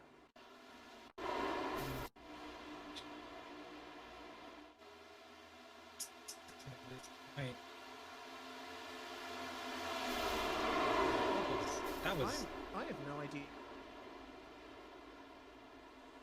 Both Dean Moll and Dwayne Burns losing rear grip at exactly the same point. And Blake Neck getting a good old whack in the side as well from Dean Moll as he came down the racetrack. That was bizarre. Probably a bit of aero instability potentially.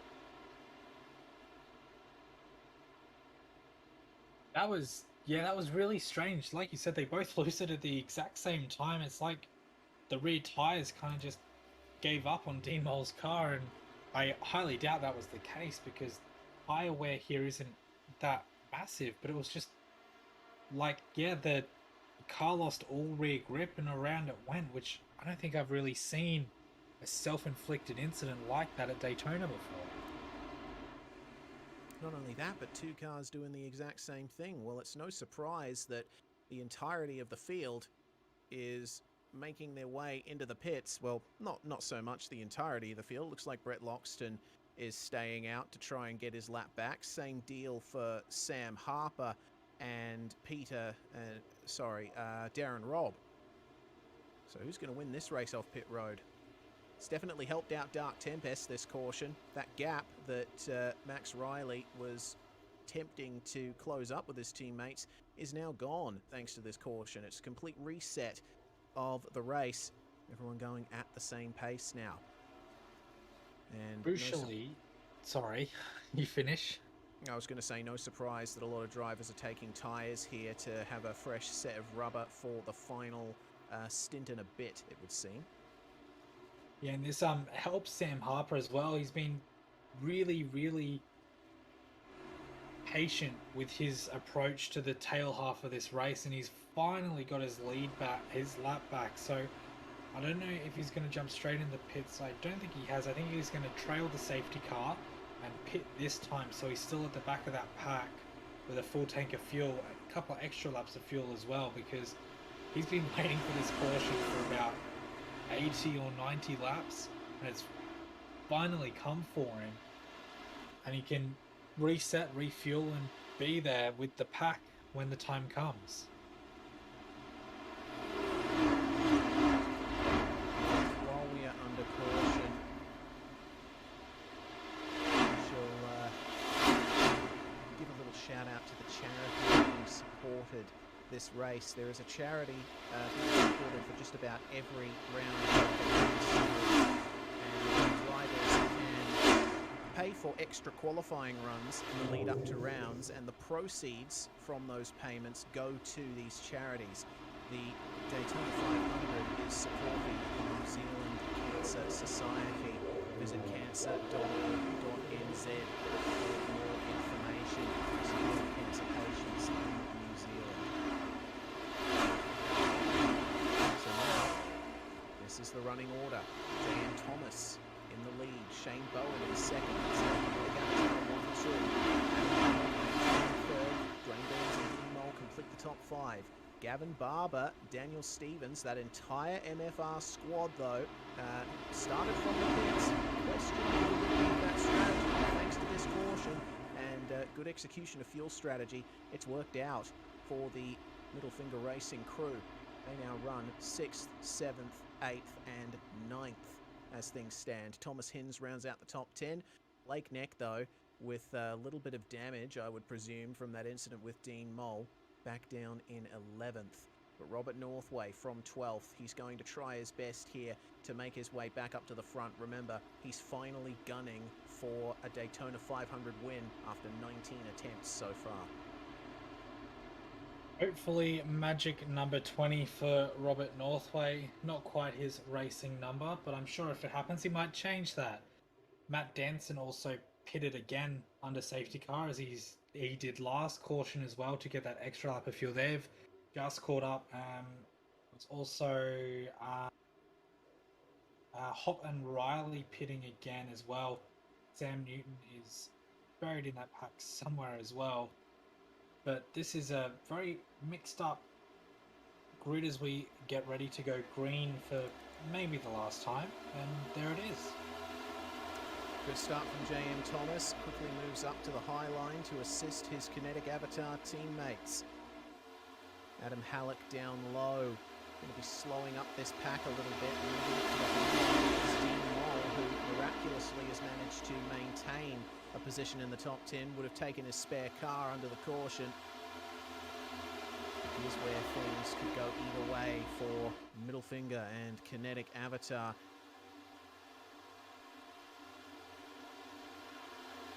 Out of Arbor, but that side draft working out pretty well down the straight for the number 25. Losing it, unfortunately, in the turns as everyone's trying their best to scramble for positions here. The top 16 are still on the lead lap, and who's in 16th? Max Riley, who is now on the same strategy as Jaden Hopp and Matt Danson. And that strategy is going to absolutely explode in about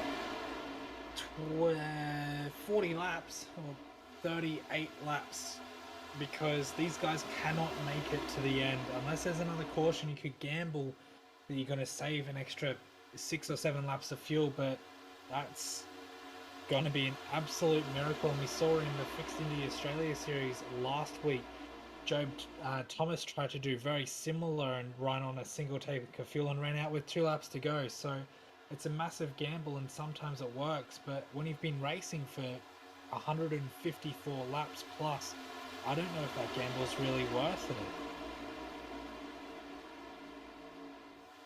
Well, we will wait with bated breath. The racing involves here. That bottom line, it looks like, definitely has the advantage in the opening stages of this green flag run. Barney is a little lonely there on the front stretch. He'll get some company pretty soon as they make their way down the back stretch now, past the bus stop chicane, now named the Le Mans chicane on the Daytona road course.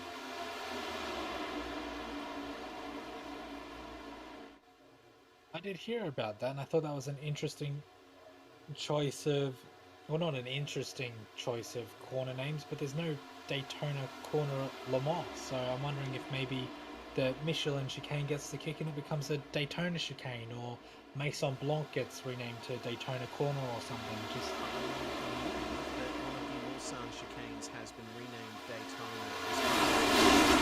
Something between the two circuits. oh well, there you go. That's how much attention I pay to the news and make myself look like a fool. But that would make sense. Things are certainly making sense for Kinetic Avatar Auto Racing, currently occupying that top 3 and looking quite comfortable. But the charge on the high line being led by Gavin Barber, the Kinetic Avatar machine of Dean Mole just behind him.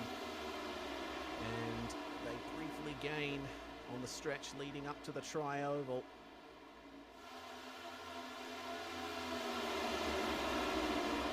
drivers will be concentrating on their fuel numbers, probably hoping for another caution, but also hoping that they're not part of the incident that causes it. This is quite the pack that we've got here, with two cars just trailing everybody by a few seconds. Mark Newton and Brett Loxton, 17th and 19th. Mark Newton just off the lead lap. But this fight here, all the cars are just so close together that that top line can't filter back down.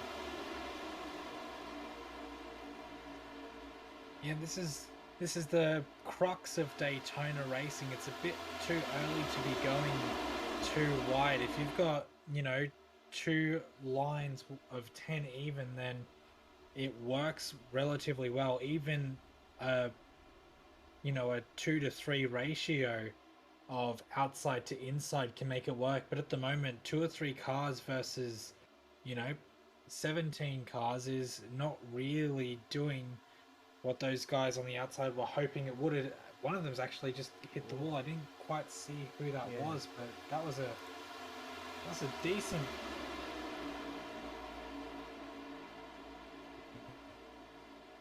Yeah, Jonathan Bain was the driver that grazed the wall there coming out of turn 4. It doesn't seem to have hurt his pace too much. They are joined up on the top line by Thomas Hinz and Daniel Stevens. They're trying to have a proper run at the lead here. Blake Neck boxed in, down low. Robert Northway in the 46 in the draft of Mitch. Harlan can do then. Trailing. Just a bit behind the top 3 now. They come onto the front stretch. And that's a very good run for Daniel Stevens up at the front of that high train. Thomas Hinz just behind him as well. And they could be having a proper run here for the top 3.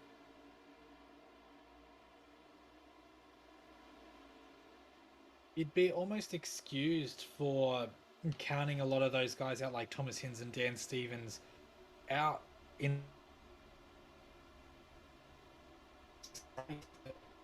You never know who's going to win Daytona until they actually win it, because we have 16 cars that are in contention to win this race after 160 laps worth of racing, and that's why so many people flock to this race to watch, because you never know until that checkered flag waves, and even then you sometimes need to go and watch that replay frame by frame to really know who won it. Thankfully, with digital technology, we can find it out pretty quickly, but it can be separated by inches after 500 miles worth of racing.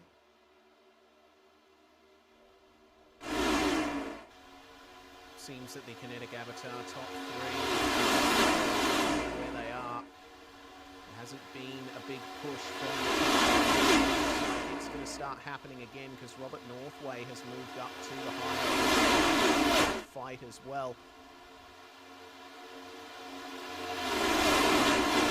Both of them have kept very quiet on this restart. Riley just sitting behind and will probably be doing whatever Danson does when he decides to make a decision. On that low line, boxed in by MFR cars. Northway in the Kiwi Sim Racing number 46. Robert Northway is definitely no stranger to these.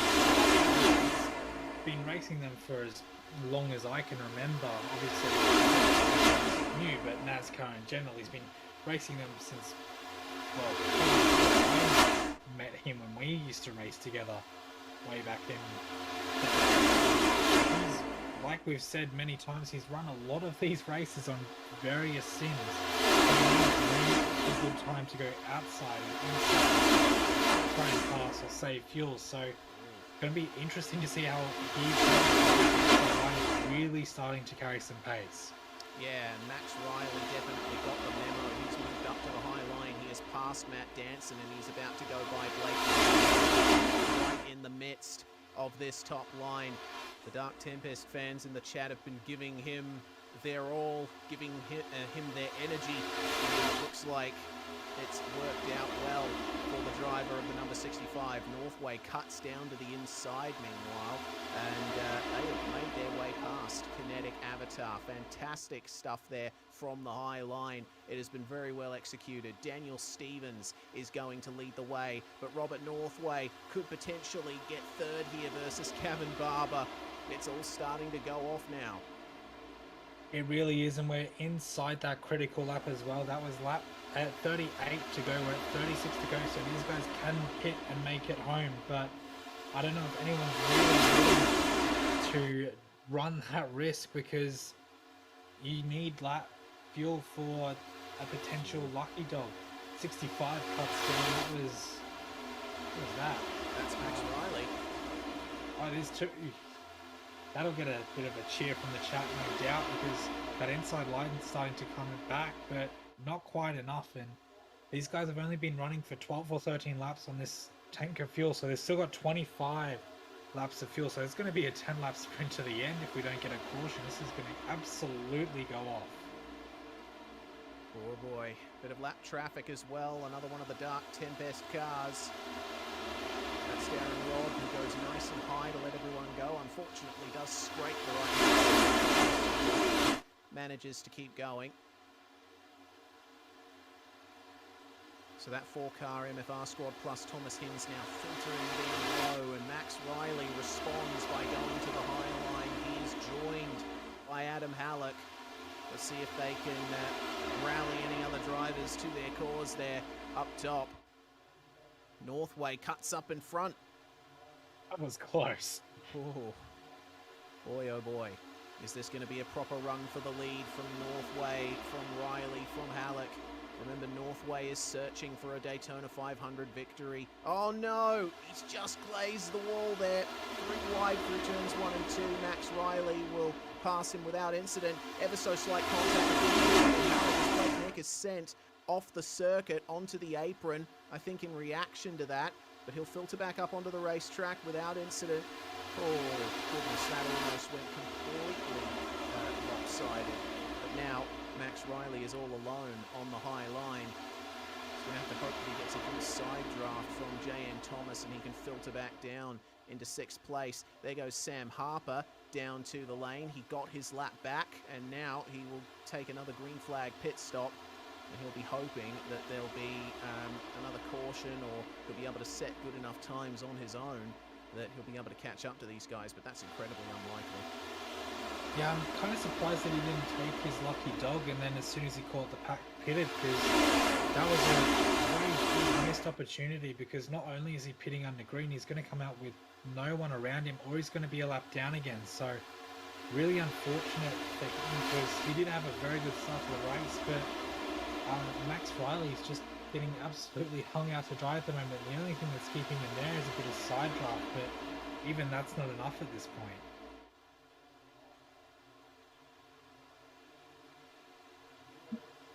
So it's middle finger racing 1 and 3 at the moment. If you're talking about the podium positions, Thomas Hinz has moved up into 2nd place and challenging Daniel Stevens for the potential victory. As the race ebbs on, we'll finish in the dark, but we started quite early in the day for the Majors Daytona 500. It's just past 3 p.m.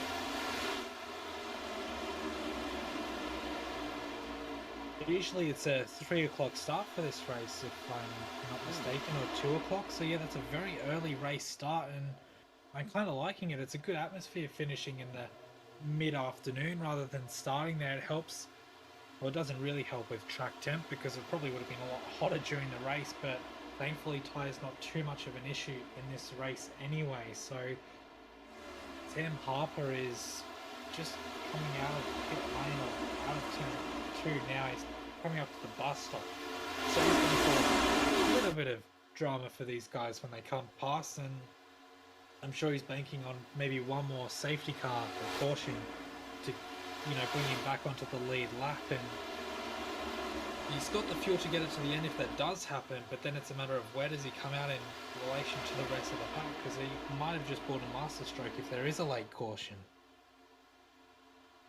May very well have. We'll keep tabs on Sam Harper, but that lead pack is coming up to lap him now. And question is, for drivers down on this low line, do they slot up behind Harper and use him to try and make another push to the front? Doesn't look like anyone's taking it. Yeah, Harper's sitting very high, right up above that top line. Space, and he might get a bit of a side draft to get him up to proper racing speed here, but probably smartest just to wait if there's a gap. If not, just sit at the back and just kind of pray and hope, and he does slot down right in behind Blake next. So nice big gap for him to jump into, and he won't really cause guys too much drama, I hope, and can save a bit of fuel and pray for that late caution again. He stays up out of the way of everyone coming through the tri-oval and into turns 1 and 2. He might just fall in at the back of this pack behind Jaden Hop at this rate. Of course, that's a double-edged sword if there's an incident that causes a caution. On the one hand, you can see it coming. On the other hand, you have every chance of being involved in it. It's like it's 1869. France and Prussia both want a war, but neither of them wants to be the one to start it. So everyone here wanting that caution, but like you said before, no one wants to be the cause of it, and it's such a delicate balance for a race to hang on. We've got 28 laps to go now. These guys have been running for 20 or 21 laps, so they're just eclipsed half their tank of fuel, and 30 laps to go. Now you've got a bit of extra fuel if that green-white checker comes out. And we've got a spinner. Who was that going wide? Goodness I think that was me. James Thomas. No, it wasn't. No, it was Jonathan Bain. And it looks like we stay green because he's just managed to bring it to a stop on the runoff area. He'll have to wait to move up onto the racetrack, otherwise if he's going too slow it might be a caution. He gets it going. We'll get a virtual racing school replay to see what happened to the 019, and it just got light coming off of turn 2. We'll see it happen here. In the rear, and that sent him down into the runoff area. He did catch the wall as well. A little bit of damage, and it looks like he's straight into the pits to get that damage repaired.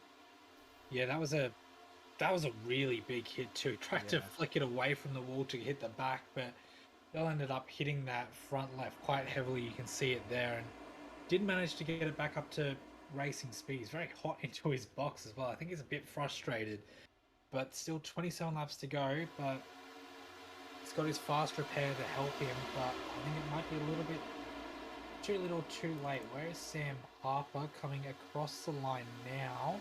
It's actually dropped off the back of his car. It's another push from the high line. Max Riley moving up to 6th now and trying to go for 5th. He's got Robert Northway and Blake Neck behind him on the high line. They will try their best to bunch up and get the pace they need to go for the lead.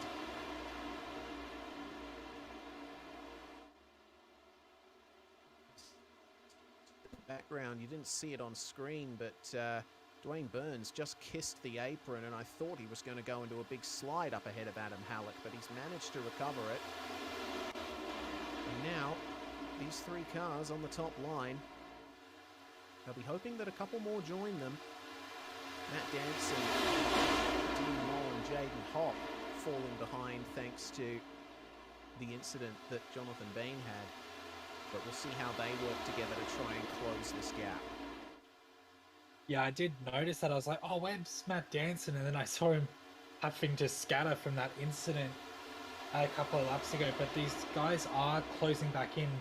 Danson and Mole have been working really well together during this race. They've been keeping each other running really well and at good speed and out the front of the pack. So that gap to Adam Halleck at the back of the pack is steadily decreasing, and they'll be back there in no time, and it'll be interesting to see if Danson uses that momentum from the draft off of Halleck to springboard right up to the outside and really carry that momentum round. They certainly Danson was the fastest car on track on that lap. 46.8. And yes, people in the chat, you are correct. Every driver gets one fast repair in the major series. And quite a few of the drivers have already gone through it thanks to various incidents out on track. Have a look at Max Riley. He's now challenging for fourth. That line is working. Matt Danson has joined the people in the top groove.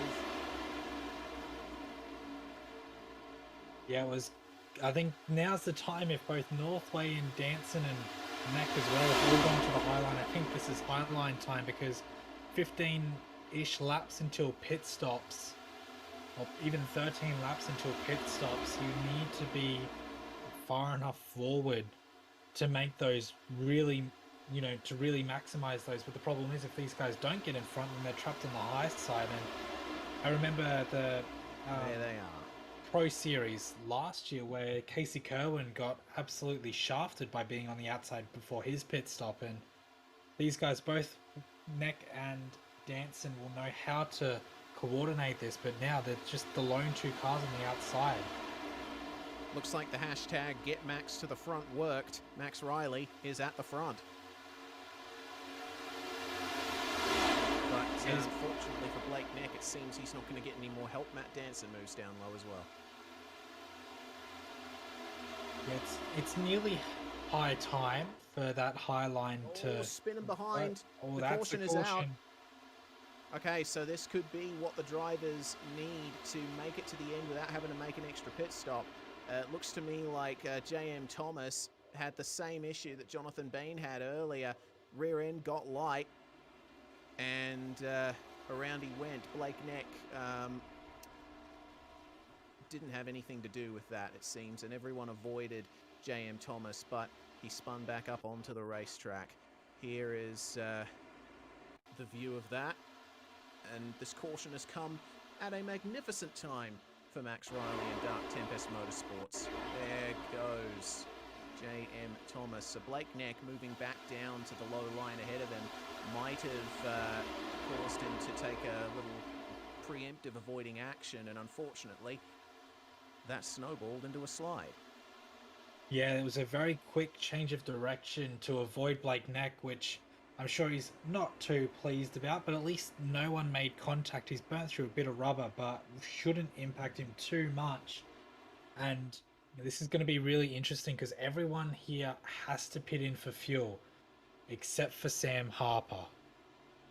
And he will get his lucky dog as well. So he's been running for 11 laps.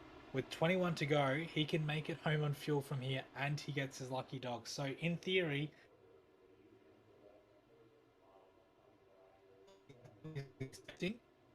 but what he was hoping for, but not quite what he was expecting to happen.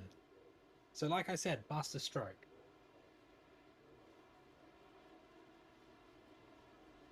Yes, indeed. Well, we see everyone. When I say everyone, I mean everyone. All the drivers on the lead lap going through. And oh no, Matt Danson, he overshot his pit box again. That will cost him at least a second or so. Looks like Blake Neck getting a very short pit stop done. He was only stopped for 5.8 seconds. And it's going to be Daniel Stevens and Thomas Hinds who lead the way out of pit road. Max Riley getting a 13-second stop done. Wondering if he took tyres. I am I'm going to go back and check. not sure, yeah. No, he didn't take tyres, did Max Riley. He must have put in a good amount of fuel, because he's now back down in 9th. I mean, 9th is not a bad place to be with 20 laps to go, especially if we get a caution. It's probably more than likely going to happen in front of him if it does happen. And, you can easily go from 9th to 3rd in half a lap if you run the right line with the right people. So he's in a very good position now, and again, we have Sam Harper's going to be trailing this pack in 15th position. Jonathan Byrne didn't pit, which was strange, but he should get let past the safety car to let the leaders be the first car on track. It might have been a bit of a masterstroke from him as well, not having the lucky dog but being in front of the leaders to still be on the lead lap. Martin Newton, unfortunately, is buried in the pack and won't get his lap back. So we'll see now if Jonathan Byrne gets let past than he does. So both Sam Harper and Ben getting their laps back with 18 laps to go once we go green. Yes, I believe that will be the case. For Sam Harper, he's 14 laps into his season and 14 to go. Within the range of a fuel stint. This could be exactly Sam Harper. The question is,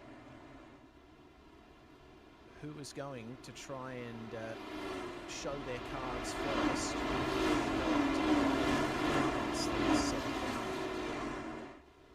Yeah, everyone's been playing really well so far. They're playing nice and giving each other, enough space without it being too much more super speed.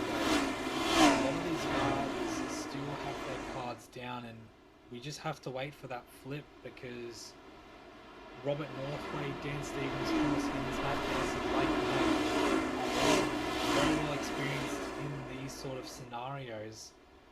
Brett Loxton as well, I'm surprised there's 2 laps down. I thought he'd be in it more as well, but we've got basic teams in the pack that are just going to have, the strength in numbers sort of thing. So J.M. Thomas still on the lead lap, but down in 14th could be this. John Byrne and Sam Harper can still win this from 15th and 16th. So this is going to be absolutely crazy. Green flag flies. Daniel Stevens got a great Hims not quite able to match him. Down low by Gavin Barber and Blake Neck, but that high line will certainly stake their claim here. Hins, Danson and Bales, with Dwayne Burns drafting up behind them on the high line. He's got too much of a run here. Thomas Hins not getting a good run at all. I think there might have been a slight bit of contact. He's lost momentum and now stuck on the low line. What does Max Riley do here? He's down low. He can't move up into that high line just yet. That low line is certainly with the advantage on the restart, at least through the turns.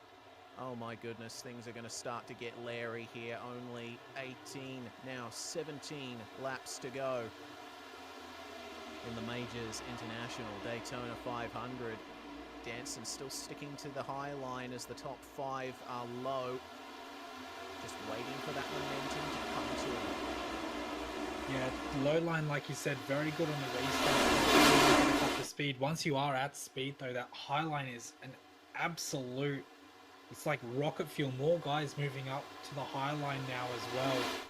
But Max Riley's still stuck on the bottom. He does have a gap in front of him if he chooses to use that overspeed to try and get a run to get ahead of Matt Danson, who still stays up high. I'm surprised he hasn't come down low for a bit of a draft, and everyone's changing lanes like it's rush hour traffic now. There we go. Max Riley just squeezed in there between Robert Northway and Shane Bowen, but he's gotten a great bit of momentum, which has forced him to switch to the bottom once more. Yeah, there was a car down long as well through turn 1. Oh, contact! Oh, no!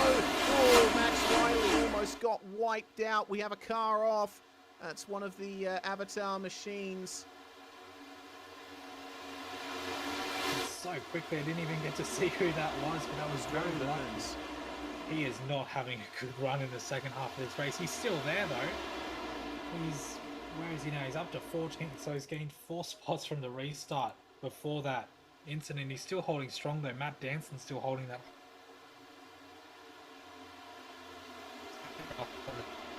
as well, so things are really starting to heat up. Max Riley in behind Matt Danson. He knows the place to be right now. He knows that that's better than the bottom line. And these guys are slowly starting to shuffle forward as we have 15 laps. So yeah, wow, Max got incredibly lucky there. Just side-by-side contact with Dwayne Burns coming out of turn 2. And Burns, he went into his slide and came back down the racetrack, and I think he just grazed the rear bumper of Max Riley. So Max, I think, will be counting his lucky stars here, but not just yet. He'll be focusing on the rear bumper of Matt Danson to try and make his way up towards the front.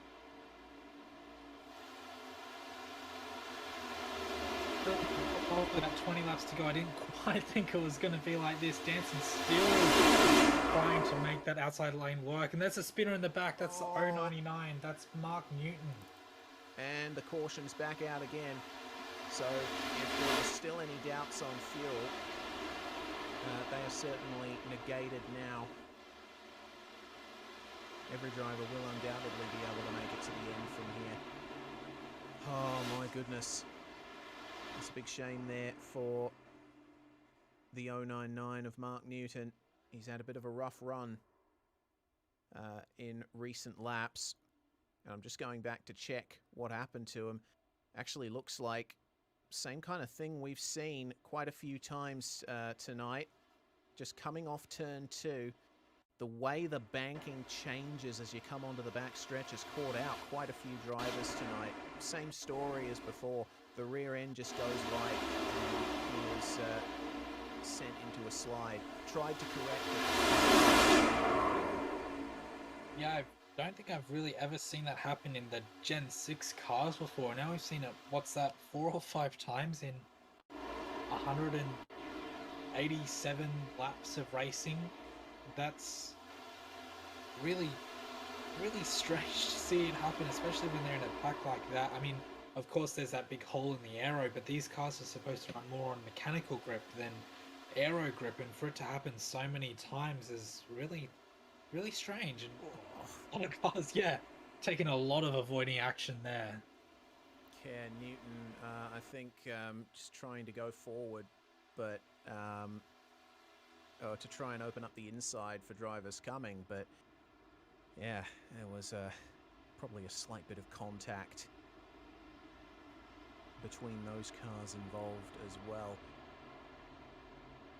I think also, to add insult to injury, if you cause a caution, you don't get a lucky dog. Who's up for the lucky dog? Mark Newton. So unfortunately for him, he doesn't get his lap back because he caused the caution, unless that's changed. But I guess that's racing sometimes, unfortunately, and yeah, I'm sure he's hoping for maybe one more just to get back on the lead lap, but I guess we'll see what happens.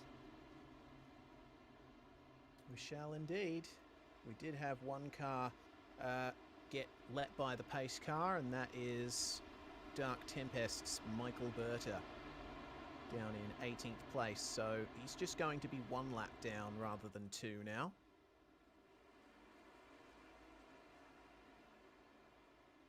Alrighty. Oh, 10 lap dash to the finish. I thought it would come after pit stops, but it's going to come after a caution instead. Either way, it is a 10-lap sprint towards the end of this Daytona 500. And your running order, Daniel Stevens and Gavin Barber on screen. They run 1-2 for Middle Finger Racing. Blake next, still in 3rd place. Adam Halleck in 4th. Matt Danson rounding out the top 5. It's Thomas Hins in P6 with Max Riley in P7. And your top 10 is rounded out by Shane Bowen, Jaden Hopp, and J.M. Thomas.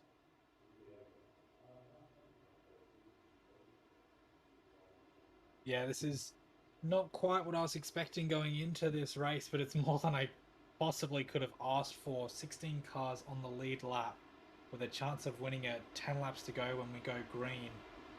That's about all you really want from a Daytona 500 is, you know, a bunch of cars on the lead lap. I was expecting a lot of small packs like we had early in the race, and that was kind of it for 500 miles. But the last 70 laps of this race, even the last 100 laps, have been thoroughly enjoyable, and I cannot wait to see how this finishes. Looks like our viewers have been enjoying this as well. Thanks for all of your input over the course of the race, guys. We really appreciate it. It has been quite an interesting Daytona 500, and I've been quite happy to see the amount of green flag racing that we've gotten. Yeah, it's definitely added to it. I think if it was just pitting under caution every time, it'd be like, oh yeah, cool, these guys are due for a pit stop, but it's caution anyway. But that's really thrown a lot of strategy into this race, and Robert Northway played that perfectly. Unfortunately, his run's been a little hindered by cautions, but it was a fantastic strategy run nonetheless, and I'm so glad that we did get those long green flag stops to see that. Well, lights are off on the pace car, and Gavin Barber and Daniel Stevens are leaving quite a gap to the pace car, it seems. They might be gearing up to go early on this restart, and they'll be coordinating with each other to try and get this start off as good as possible. Coming up then to the start of lap 191, we will have exactly 10 laps to go when we go green. In the International Majors, Daytona 500, pace car in, and Daniel Stevens and Gavin Barber go for it. But Blake Neck following Daniel Stevens very well. Stevens immediately going to the high line. Blake Neck can't do the same. He's down there with Matt Danson and Max Riley, with Jaden Hopp in tow too. And the Forge car, oh God, of Adam Halleck. Slight front to rear contact with Gavin Barber. That almost turned into a crash, but they managed to hold on to it. And look at how many drivers are up on the high line now. Robert Northway is going to try and make it 3 wide here. Goodness me. Thomas Hins moving up to cover him. And they're going to run 3 wide through turns 3 and 4. Jaden Hopp, Shane Bowen and Robert Northway making that 3 wide. How is that going to affect everyone here up the front? Goodness me, the drivers who were working the high line early on are now stuck down low. Neck, Danson, and oh dear me, that's going to be a huge crash. Plenty of cars involved in that pile-up, and the caution is out. Looks like our main race protagonists avoided that, but Robert Northway unfortunately did not. And that was contact in the tri-oval with Jonathan Bean that kicked all of that off. I think it goes further back than that. Northway going 3 wide through turn 3 and 4. Hopefully we'll get to see it here. Tapped the wall on exit, and that really checked him up in that back. And we see it just there. Gets the exit wall, and then yeah, that was a really sharp lane change for both himself and I think that was Dwayne Burns as well getting involved. So yeah, that was a very big incident that kind of sprouted from just a slight little wall touch. Looked to me like Jonathan Bean jerked upwards coming through the tri-oval ever so slightly. I don't know if that was a minor correction from the car getting unsettled, but man, that is a real shame for Robert Northway. 20th Daytona 500 and still yet to find that win. Fortunately, it looks to me like he's taken his spare car and he will remain on the lead lap. No, I don't think he has.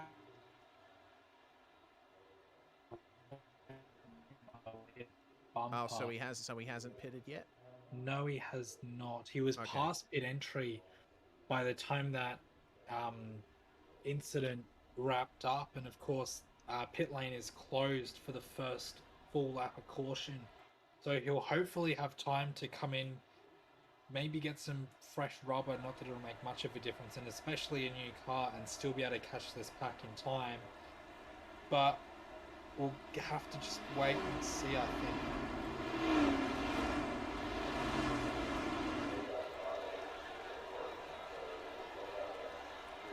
Looks to me like well, pit road is open, and it looks like it is going for the lane. We have Colin Burns coming in, Northway, Michael Berta, Mark Newton, and just for some final repairs. All those drivers involved in that incident on the tri-oval. That's a big heartbreak for them. And Brett Loxton as well. Ah, yes. Brett Loxton. It's been a very tough night for Brett. Hasn't found his way up towards the front much tonight.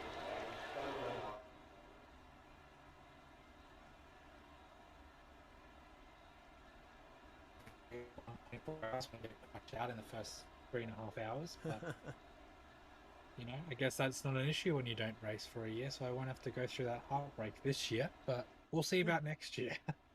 We shall, we shall. Well, it is currently advantage MFR, with Stevens and Barber still in the top 2 positions. Blake Neck in car 42, running third. Halleck, Danson, Hins, Riley, Hop, Bowen and Bales are your top 10. And this is going to be a proper sprint for sure. I'm wondering if we're even going to get another caution towards the end with how hard these guys have been racing. But I think, honestly, after seeing Robert Northway attempting that 3 wide, no one is going to be brave enough to try and attempt it, at least until they get to the white flag lap. Yeah, maybe 2 laps to go is probably the earliest you'd really want to run 3 wide to try and get that run. You don't know,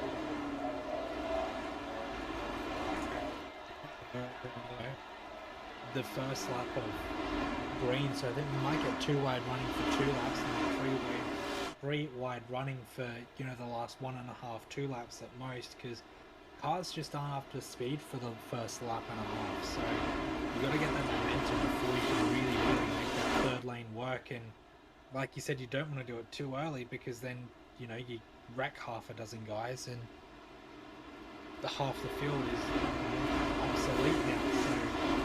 So it's a very fine window for them to take it 3 wide, but I will be very surprised if we don't see 3 wide for at least a little Himself on the pace car. Coming out of the pits there was Michael Berta to bring up the rear of the pack, and oh, interesting to note, Dean Moll is missing his front end. Something else I think has gone on for the Kinetic Avatar number 31. He went for the pits and didn't get that repaired. Unfortunately, it seems Dean Moll has used up his fast repairs, so whatever he sustained that damage in, I think he might have been involved. Yeah, he was 100% involved. He was actually the car that Robert Northway hit when he started coming down the racetrack. But we'll put that aside for the time being. We're coming up to what we hope is the final restart of the night here in the Majors Daytona 500. Big gap to the pace car, who enters the pit lane, and Daniel Stevens goes right away. It's a very early start for the green flag here with just 5 laps to go at the line. And wasn't quite with it was Max Riley. He's lost some ground to the drivers ahead. And have a look at that push from the drivers on the bottom. We got Blake Neck, Matt Danson and Adam Halleck moving straight through to the top 3 positions. So MFR are now off the podium. And of course, the inside is where you want to be on a restart as you get up to racing speed. Jaden Hop is still on the low line. So is Max Riley and JM Thomas. Robert Northway as well. He is held on. Has Robert Northway. He is still on the lead lap. He is still fighting in the pack, and Danson moving up to the high line just ahead of Daniel Stevens. Blake Neck and Adam Halleck down on the bottom. But now they've got some company, as there goes Jaden Hop and Max Riley, joined by Robert Northway on the bottom. But now at this point, it seems that the high line is where you want to be. Matt Danson will move through into the lead of the race. My goodness. How is this going to turn out? We're only going to have 3 to go next time by, and it's still anyone's game. Yeah, and it's not easy for Matt Danson to come down now, because he's got really no one down there to help him. And saying that, Dan Stevens goes high, so Matt Danson comes down. Stevens has to run, and this is going to be insane. I don't know who's going to call this. Matt Danson's dropping like a fly now. Oh, take it easy, guys. Take it easy. Oh, Jaden Hobb having to go down to the apron to avoid a potential incident. And now the advance. Running 1-2 for the last set of laps. Thomas Hinds in P3. Let's see if the bottom line can try it as Max Riley is in the middle, making it 3 wide with Robert Northway. Oh, there we go. Another crash. Riley and Northway involved in that. On his roof is JM Thomas. Jonathan Bean going for a big spin. Blake Neck with heavy damage. Oh, if there's not a green-white checkered, this race might end up finishing under caution. I think Daniel Stevens will be very happy if it does, because this will be his first win since the 2020 season finale, the California 500. So long time between drinks for Dan Stevens, but we still got to get through that, and that was a monumental wreck. Absolutely it was. Just seemed to me like it was started by Jonathan Bean going for a slide out of turn 2. Those MFR cars have not had much luck with the rear end coming off the turns, and you see Max Riley there, front end completely destroyed and his engine smoking. I hope that he still has a fast repair in hand, because otherwise that is day done for Max Riley, one of the star drivers of tonight. Yeah, he's run a really good race, and so many of these drivers deserve to win this one tonight, but I don't think Max Riley has a fast repair in hand, because he's still sitting in the pits and his car still looks like it needs to be taken to the wreckers. So this is really, really unfortunate for him, because he probably out of a majority of the drivers deserves to win this race. But that's how quickly it turns at a track like this, and I did see in the race chat that we are getting a green-white checkered, so that is something, because this is going to be absolutely insane for a final 2 laps.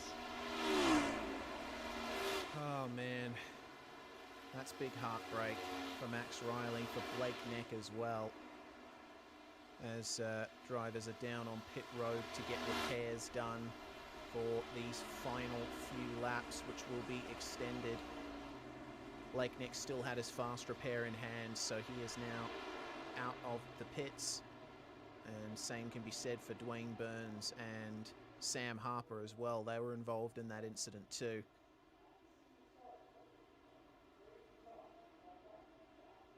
Oh.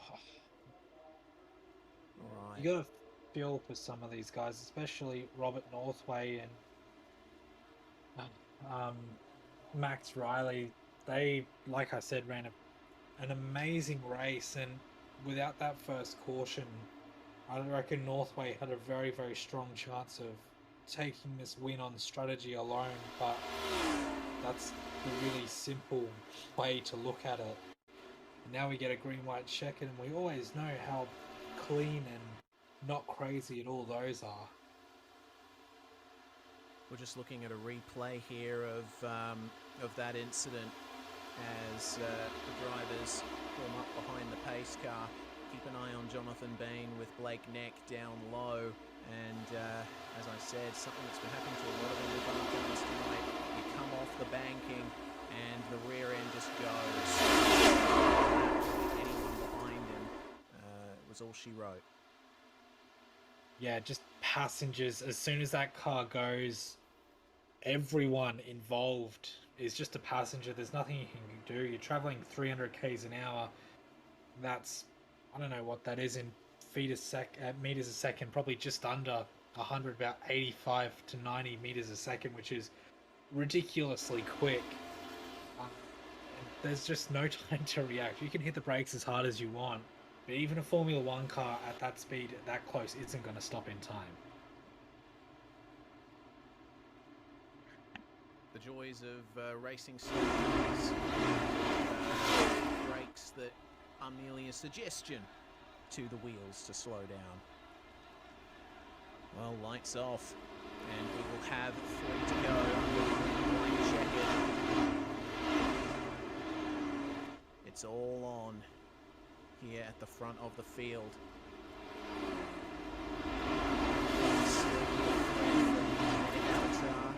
And HJR, Thomas Hinz, the sole representative of that team, up towards the front of the field. Is still 2 laps down in 17th place.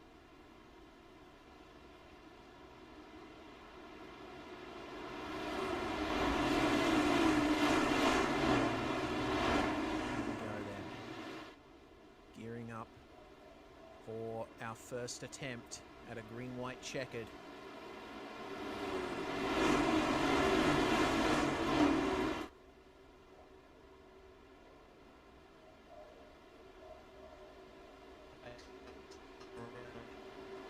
As we prepare to get going. When does Daniel Stevens decide to go? Right away, and Brett Loxton peels off into the pit lane as we go green. So, 2, I believe.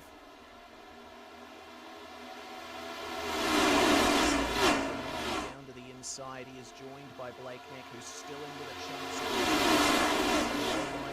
With the advantage, it's Stevens, Hinz, and Danson, your top 3. And they are clear of the rest of the field for the time being, but Adam Halleck, right in the draft of Matt Danson, he's going to try his best to stake his claim for a top 3. Danson moving up to the high line very early. I don't know about the wisdom of that. We'll have to wait and see how it works out. Thomas Hinz gets the memo as well and tries to move up, but he's still alongside Danson. They go 3 wide here as we come up to the white flag. Hinzy's going to have to lift off and fall back. Oh, take it easy, guys. Don't hit each other. Oh no, just like that. Again. Jaden Hopp spinning, but off the circuit, and we stay green. That was 3 wide contact back in the pack. Daniel Stevens is clear of the rest of the field here, but have a look at this pack, this contact between Thomas Hinz and Gavin Barber, still side by side. Hinzy's getting bounced around like a ping pong ball. Sam Harper just avoiding him there on the low line. Matt Danson is still on his own here. Hinzy's going to keep trying to make this 3 wide, but he's probably going to filter to the back of this pack sooner rather than later. He's going to have to cut down to the low line, try and get a run here off Blake Neck, but towards the finish we go, and it's going to be Adam Halleck. No, it's not. It's going to be Sam Harper. Sam Harper crosses the line first with that race-ending crash. My God, what a finish. Who would have thought 120 laps ago Sam Harper was going to win that race? He was patient and stuck with the leaders for so long and just bided his time, waited for those cautions, and it was a master stroke. I said it could be a master stroke, and it was. That was nearly 3 wide for the lead with Dan Stevens. Who was that? Adam Halleck and Matt Danson, and then, as expected, everything just imploded. Oh my goodness. Replay of that finish. Focusing on Sam Harper. He was in exactly the right place. Halleck and Stevens coming together in the tri-oval, and Danson getting sucked up into there as well. Looked like Sam Harper was just about the only driver in that pack who got away cleanly. Yeah, I reckon he was, because even Blake Neck in second place and Gavin Barber got wrecked out of that one, so I'm lost for words. That was phenomenal. Yeah, absolutely it was. Well, oh my goodness. Adam Halleck, how would you be if you were him? He was right down on the bottom, and I felt like with that 3 wide, he just got squeezed a little bit, and once there's an ever so slight bit of contact on the right-hand side, you just get sucked up the racetrack. But that is how the race ends here. Sam Harper ahead of Blake Neck and Gavin Barber, who crossed the line sideways and in the air. Same goes for Thomas Hinz, Shane Bowen, Daniel Stevens, and Dwayne Burns comes home in 8th. It's going to be Adam Halleck, who is in P9 with Jaden Hopp rounding out the top 10. Mitchell Bales finishes in 11th place with Dean Mole in 12th, the last car on the lead lap. Then we have Jonathan Ben, J.M. Thomas, Max Riley a lap down after their race-ending accidents. Peter Jones, Brett Loxton 2 laps down, Michael Berta 3 laps down, Robert Northway not finishing in the end after that massive accident, and Darren Robb 5 laps down with Mark Newton in 21st. Unfortunately, that incident recently ending his race 12 laps off the lead. Well, those donuts are tasting especially sweet for Sam Harper and Forge NRG taking the win here tonight. And I tell you what, it's a great start to the season for Sam Harper here. He will continue in that championship lead. Yeah, I don't think he could have really asked for a better result than that, and it definitely didn't look like it was going to go that way. Even, 10, 15 laps ago when we had that third last caution, but that was brilliantly driven, and I don't think he's going to forget that one anytime soon. No, certainly not. Also got to highlight Blake Neck coming home in second place. Obviously, he crossed the line airborne, but still classified second at the end. He was equal on points with Sam Harper because they both took class wins at Watkins Glen last round. So he hasn't lost all that much to Harper, all things considered. It's still quite a tight battle up at the top there for the drivers' standings. Yeah, it really is, and that's what we want in this sort of series. I was worried that a lot of the drivers that weren't returning this season for last season would kind of make it a bit stale, and like Thomas Hinz, who came second last year, would kind of run away with it. But these guys are putting on a phenomenal performance, so now I don't know what to expect every round, and that's the best sort of commentary approach to have, is not knowing what to expect. It keeps us on our toes and makes it more enjoyable. That it does. Oh, we'll cast our minds briefly forward as we wait for the drivers to come in for interviews. The next round of the majors, if you're curious, is on March the 13th. It will be March the 12th for the international region. That's only next. That's in a month's time, and we're going to be racing the Landown 240 at Oran Park.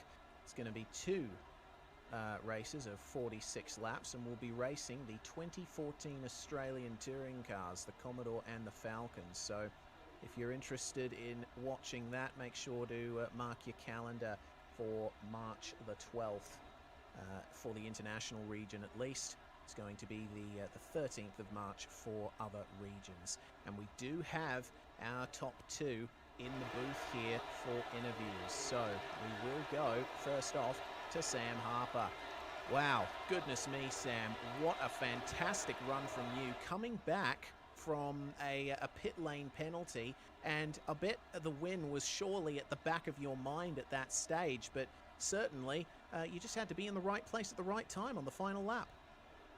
Yeah, that was the lucky fluke thing that ever fluke. Well, certainly coming off of that pit lane penalty, I believe it was speeding on entry, potentially. Correct me if I'm wrong. But it seemed that, a caution, a late race caution, would be your main ticket towards fighting for the win again. And that ended up happening, just trying to stay with the pack and negotiate the incidents, which increased in severity as the race went on. Yep, that's exactly it. I got a speeding penalty for being silly. I came down onto pit lane. I was surprised I was the only one pitting that lap because I thought I'd saved a lot of fuel. I was too busy looking at seeing if anybody else was coming down, not looking at my speed. And broke the speed limit into the pits, and then got unlucky with a couple of the yellow flags. But yeah, it worked out. I was trying to push Adam Halleck through, actually. And then whatever happened in front of me happened, then whatever happened behind me happened, and yeah, that was it. Nice and easy in the end. Certainly seemed that way. Well, it's good for your championship as well. You were equal leader with Blake Neck, with you winning and Blake crossing the line in the air in second.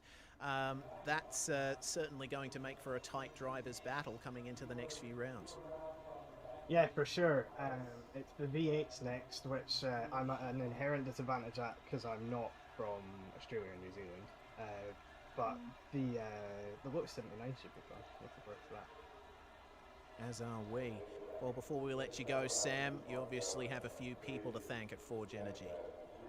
Yes, I do. Thanks, Adam. Thanks, Matt, for giving us the advice for qualifying and such. Mark for organising everything. Stu and Luke, I believe, did okay in the sportsman race, so good for them. I hope that all my other NRG and Forge teammates do well throughout the rest of the races. And thanks to my fiance for letting me get up early to do this every day. Yeah. Thanks very much for joining us, Sam Harper, race winner of the Daytona 500. Next up, second place, Blake Neck. His tyres weren't in contact with the track when he crossed the line, but he still gets a good haul of championship points. Stood by with Bradley Wingard. Thanks, Reese. Well, Blake, that was kind of a traditional Daytona finish with everyone seeing the fence before they see the finish line. What was your perspective of that? Because you kind of got wiped out of nowhere. Hi guys, thanks for having me. Yeah, sort of thought I might have made it past the wreck, but just got caught at the end and up and around I went in the air. But it was a fun finish for the last couple of laps.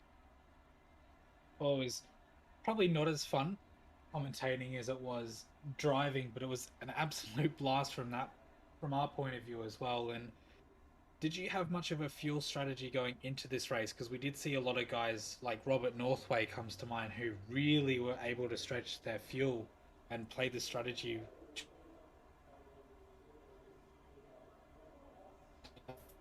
You were running to, or were you kind of like, yeah, we'll just try and run until lap 199 and see where we are then? Not really. For most of the race, I was just behind, pushing. In the last long green flag run, I was at the front of the pack and sort of mid-stint. I did think about pulling back and saving a bit of fuel in the draft, but other than that, it was just take the race as it comes. Well, you did a very good job too. It was a really, like I said, a very topsy-turvy finish, and it was really not much between you getting first and getting second, or rather not getting clipped. Do you reckon maybe without one of those earlier cautions, the one that kind of preceded all the ones to follow, that you could have won it on like strategy and pace alone, or not quite where you wanted to be before that first set of cautions towards the end came out? I reckon I did have a good chance to win, but with Daytona, anything goes within the last 10 laps and anything can happen, so it's a bit of a lottery. You just got to be in the right spot when it comes, and luckily I was for the end of the race. Yeah, it was a close finish. You guys sliding side by side, or flying side by side, I should probably say. But of course, we head to Oran Park next week in the old school Ford and Holden. Well, not old school; they're old school now, Ford and Holden. So obviously, that's probably more your forte. But do you have any kind of predictions for that race, or is it going to be more of the same? I think it'll be a little bit less chaotic because everyone will get spread out a bit more. But it should be a fun race at Oran Park. Yeah, it usually is nice, tight, twisty circuit with lots of elevation. We're very much looking forward to it. Before we let you go, anyone you'd like to thank tonight? I'd like to thank the majors for putting on this race. Both you guys for commentating and SimSpeed for putting on the broadcast. And the shout out to the guys at TriStar Racing. Awesome. Well, congratulations on a very strong result, and we'll see you at Oran Park in a few weeks' time. No worries, thank you. See ya. Well, good stuff there from Blake Neck. Also good stuff from Gavin Barber, who came across the line in third. Gav, you were part of that pack of MFR cars that elected to start the race from the pits. Would you mind letting us into what the team's reasoning was for that? Well, we had a nice strategy right from the beginning. We wanted to try and avoid any carnage. Unfortunately, there wasn't any carnage, or fortunately, I guess, as the race was awesome. But it slowly came to us, which was our plan. I think we stuck to what we wanted to do through the whole race, and the MFR team just drove awesome the whole way. And it was a typical Daytona finish as well, with you caught up in that race-ending wreck. I think most of us crossed the line on our roofs or thereabouts, so it was classic. Yeah, just lucky to be able to have enough momentum, I think, to get through the carnage and end in third. That was a lucky break, because I thought I was going to be down 5th or 6th. Well, it's certainly a good haul of championship points for you. You were down in the field, or in the standings rather, 71 points behind the leader. But certainly, this is getting your pro championship back on track. Yeah, it's probably the best start I've had to a season now. I think Watkins Glen didn't work out quite as well for me. Had a little bit of a nudge into the wall, but this just, I drove, without error the whole way until that little incident right at the end. But there's a few of us caught up in that.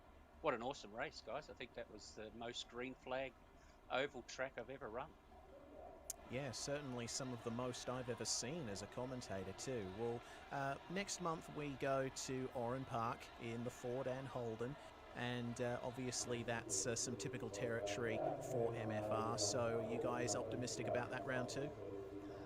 Definitely, completely different kettle of fish, of course. So it's back onto a road course again, which is always fun. My right shoulder might survive a little bit better through some right-hand turns. Left hand's a bit tough on it. Yes, of course. Well, congratulations once again for your podium, Gav. Who would you like to thank for it? Big thanks to the team, of course, MFR Racing, Mad As Designs, Virtual Car Art, Aussie Signs, WBC Concreting and Snap-on, and to you guys as well, of course. Great job. Thank you very much. And thank you, Gav. Well, that brings to an end our driver interviews and proceedings for tonight, Brad. What a great round it was of the Majors Series. I've always been a fan of this championship, and it just keeps going from strength to strength. Yes, we did have a bit of a small field here tonight, but I think that worked out well in a racing sense. Yeah, it definitely did. It helped give us those nice long green flag runs, which made a massive difference to the racing in the end, I think. And especially, the majors having that one single fast repair available makes a big difference to the quality of racing and keeping everyone as well, which aided to that finish. Like 16 of 21 cars in contention to win on the last lap. Like, what more can you ask for, really? Exactly. Well, we certainly hope that all of you in the broadcast chat enjoyed that. We certainly did. And we hope that you can join us for the next round of the majors on March the 12th. But if you're interested still in racing action this weekend, we've got the Oceanic Sim Racing Bathurst 12 Hour presented by Logitech G and Smith & Sons. We're going to be broadcasting that from 9 o'clock Australian Eastern Daylight Time in the morning. And we'll be covering the first 3 and last 3 hours of the race. So if you're interested in that, make sure to get up nice and early tomorrow morning and jump on in. Chuck us a subscribe as well here on YouTube and hit the bell if you want to know when our broadcasts go up next. I'm Reese Gardner. It was Brad.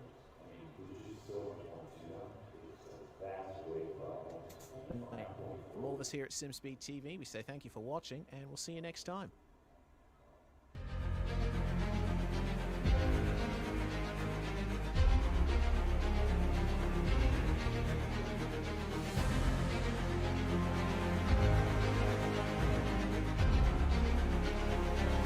This is fantastic. This is GT racing right now. He's got traction, he's got with the outside, both of them! Maloney! Oh, he's taken Anderson. Anderson's up top. Oh my god! Oh! Big crash! Oh my goodness, half the field's gonna get rolled! Six very close. These guys, I want to make their way through the field very quickly. Oh, there we go. Oh no! That's massive! This is it! This is over! I can't believe this! Oh my god! God, what? Are you new to sim racing, or maybe a veteran struggling to reach the next level? Have you ever wondered how the aliens reach impressive lap times that seem impossible to achieve? If so, you're not alone. Most drivers reach a certain level and get stuck. But getting faster on track is easier than you think. Vera's coaches are some of the best sim racers in the world, and offer one-on-one driver skills training at affordable rates to help new drivers learn the basics and help experienced drivers break through to the next level. Are you ready to get faster and get off the iRating roller coaster? If so, VRS one-on-one personal training is for you. If you've invested in your equipment, it might be time to invest in yourself. Just go to virtualracingschool.com and sign up for a 30, 60 or 90-minute session with one of our world-class coaches, and you'll learn exactly what to do for faster lap times and more podiums.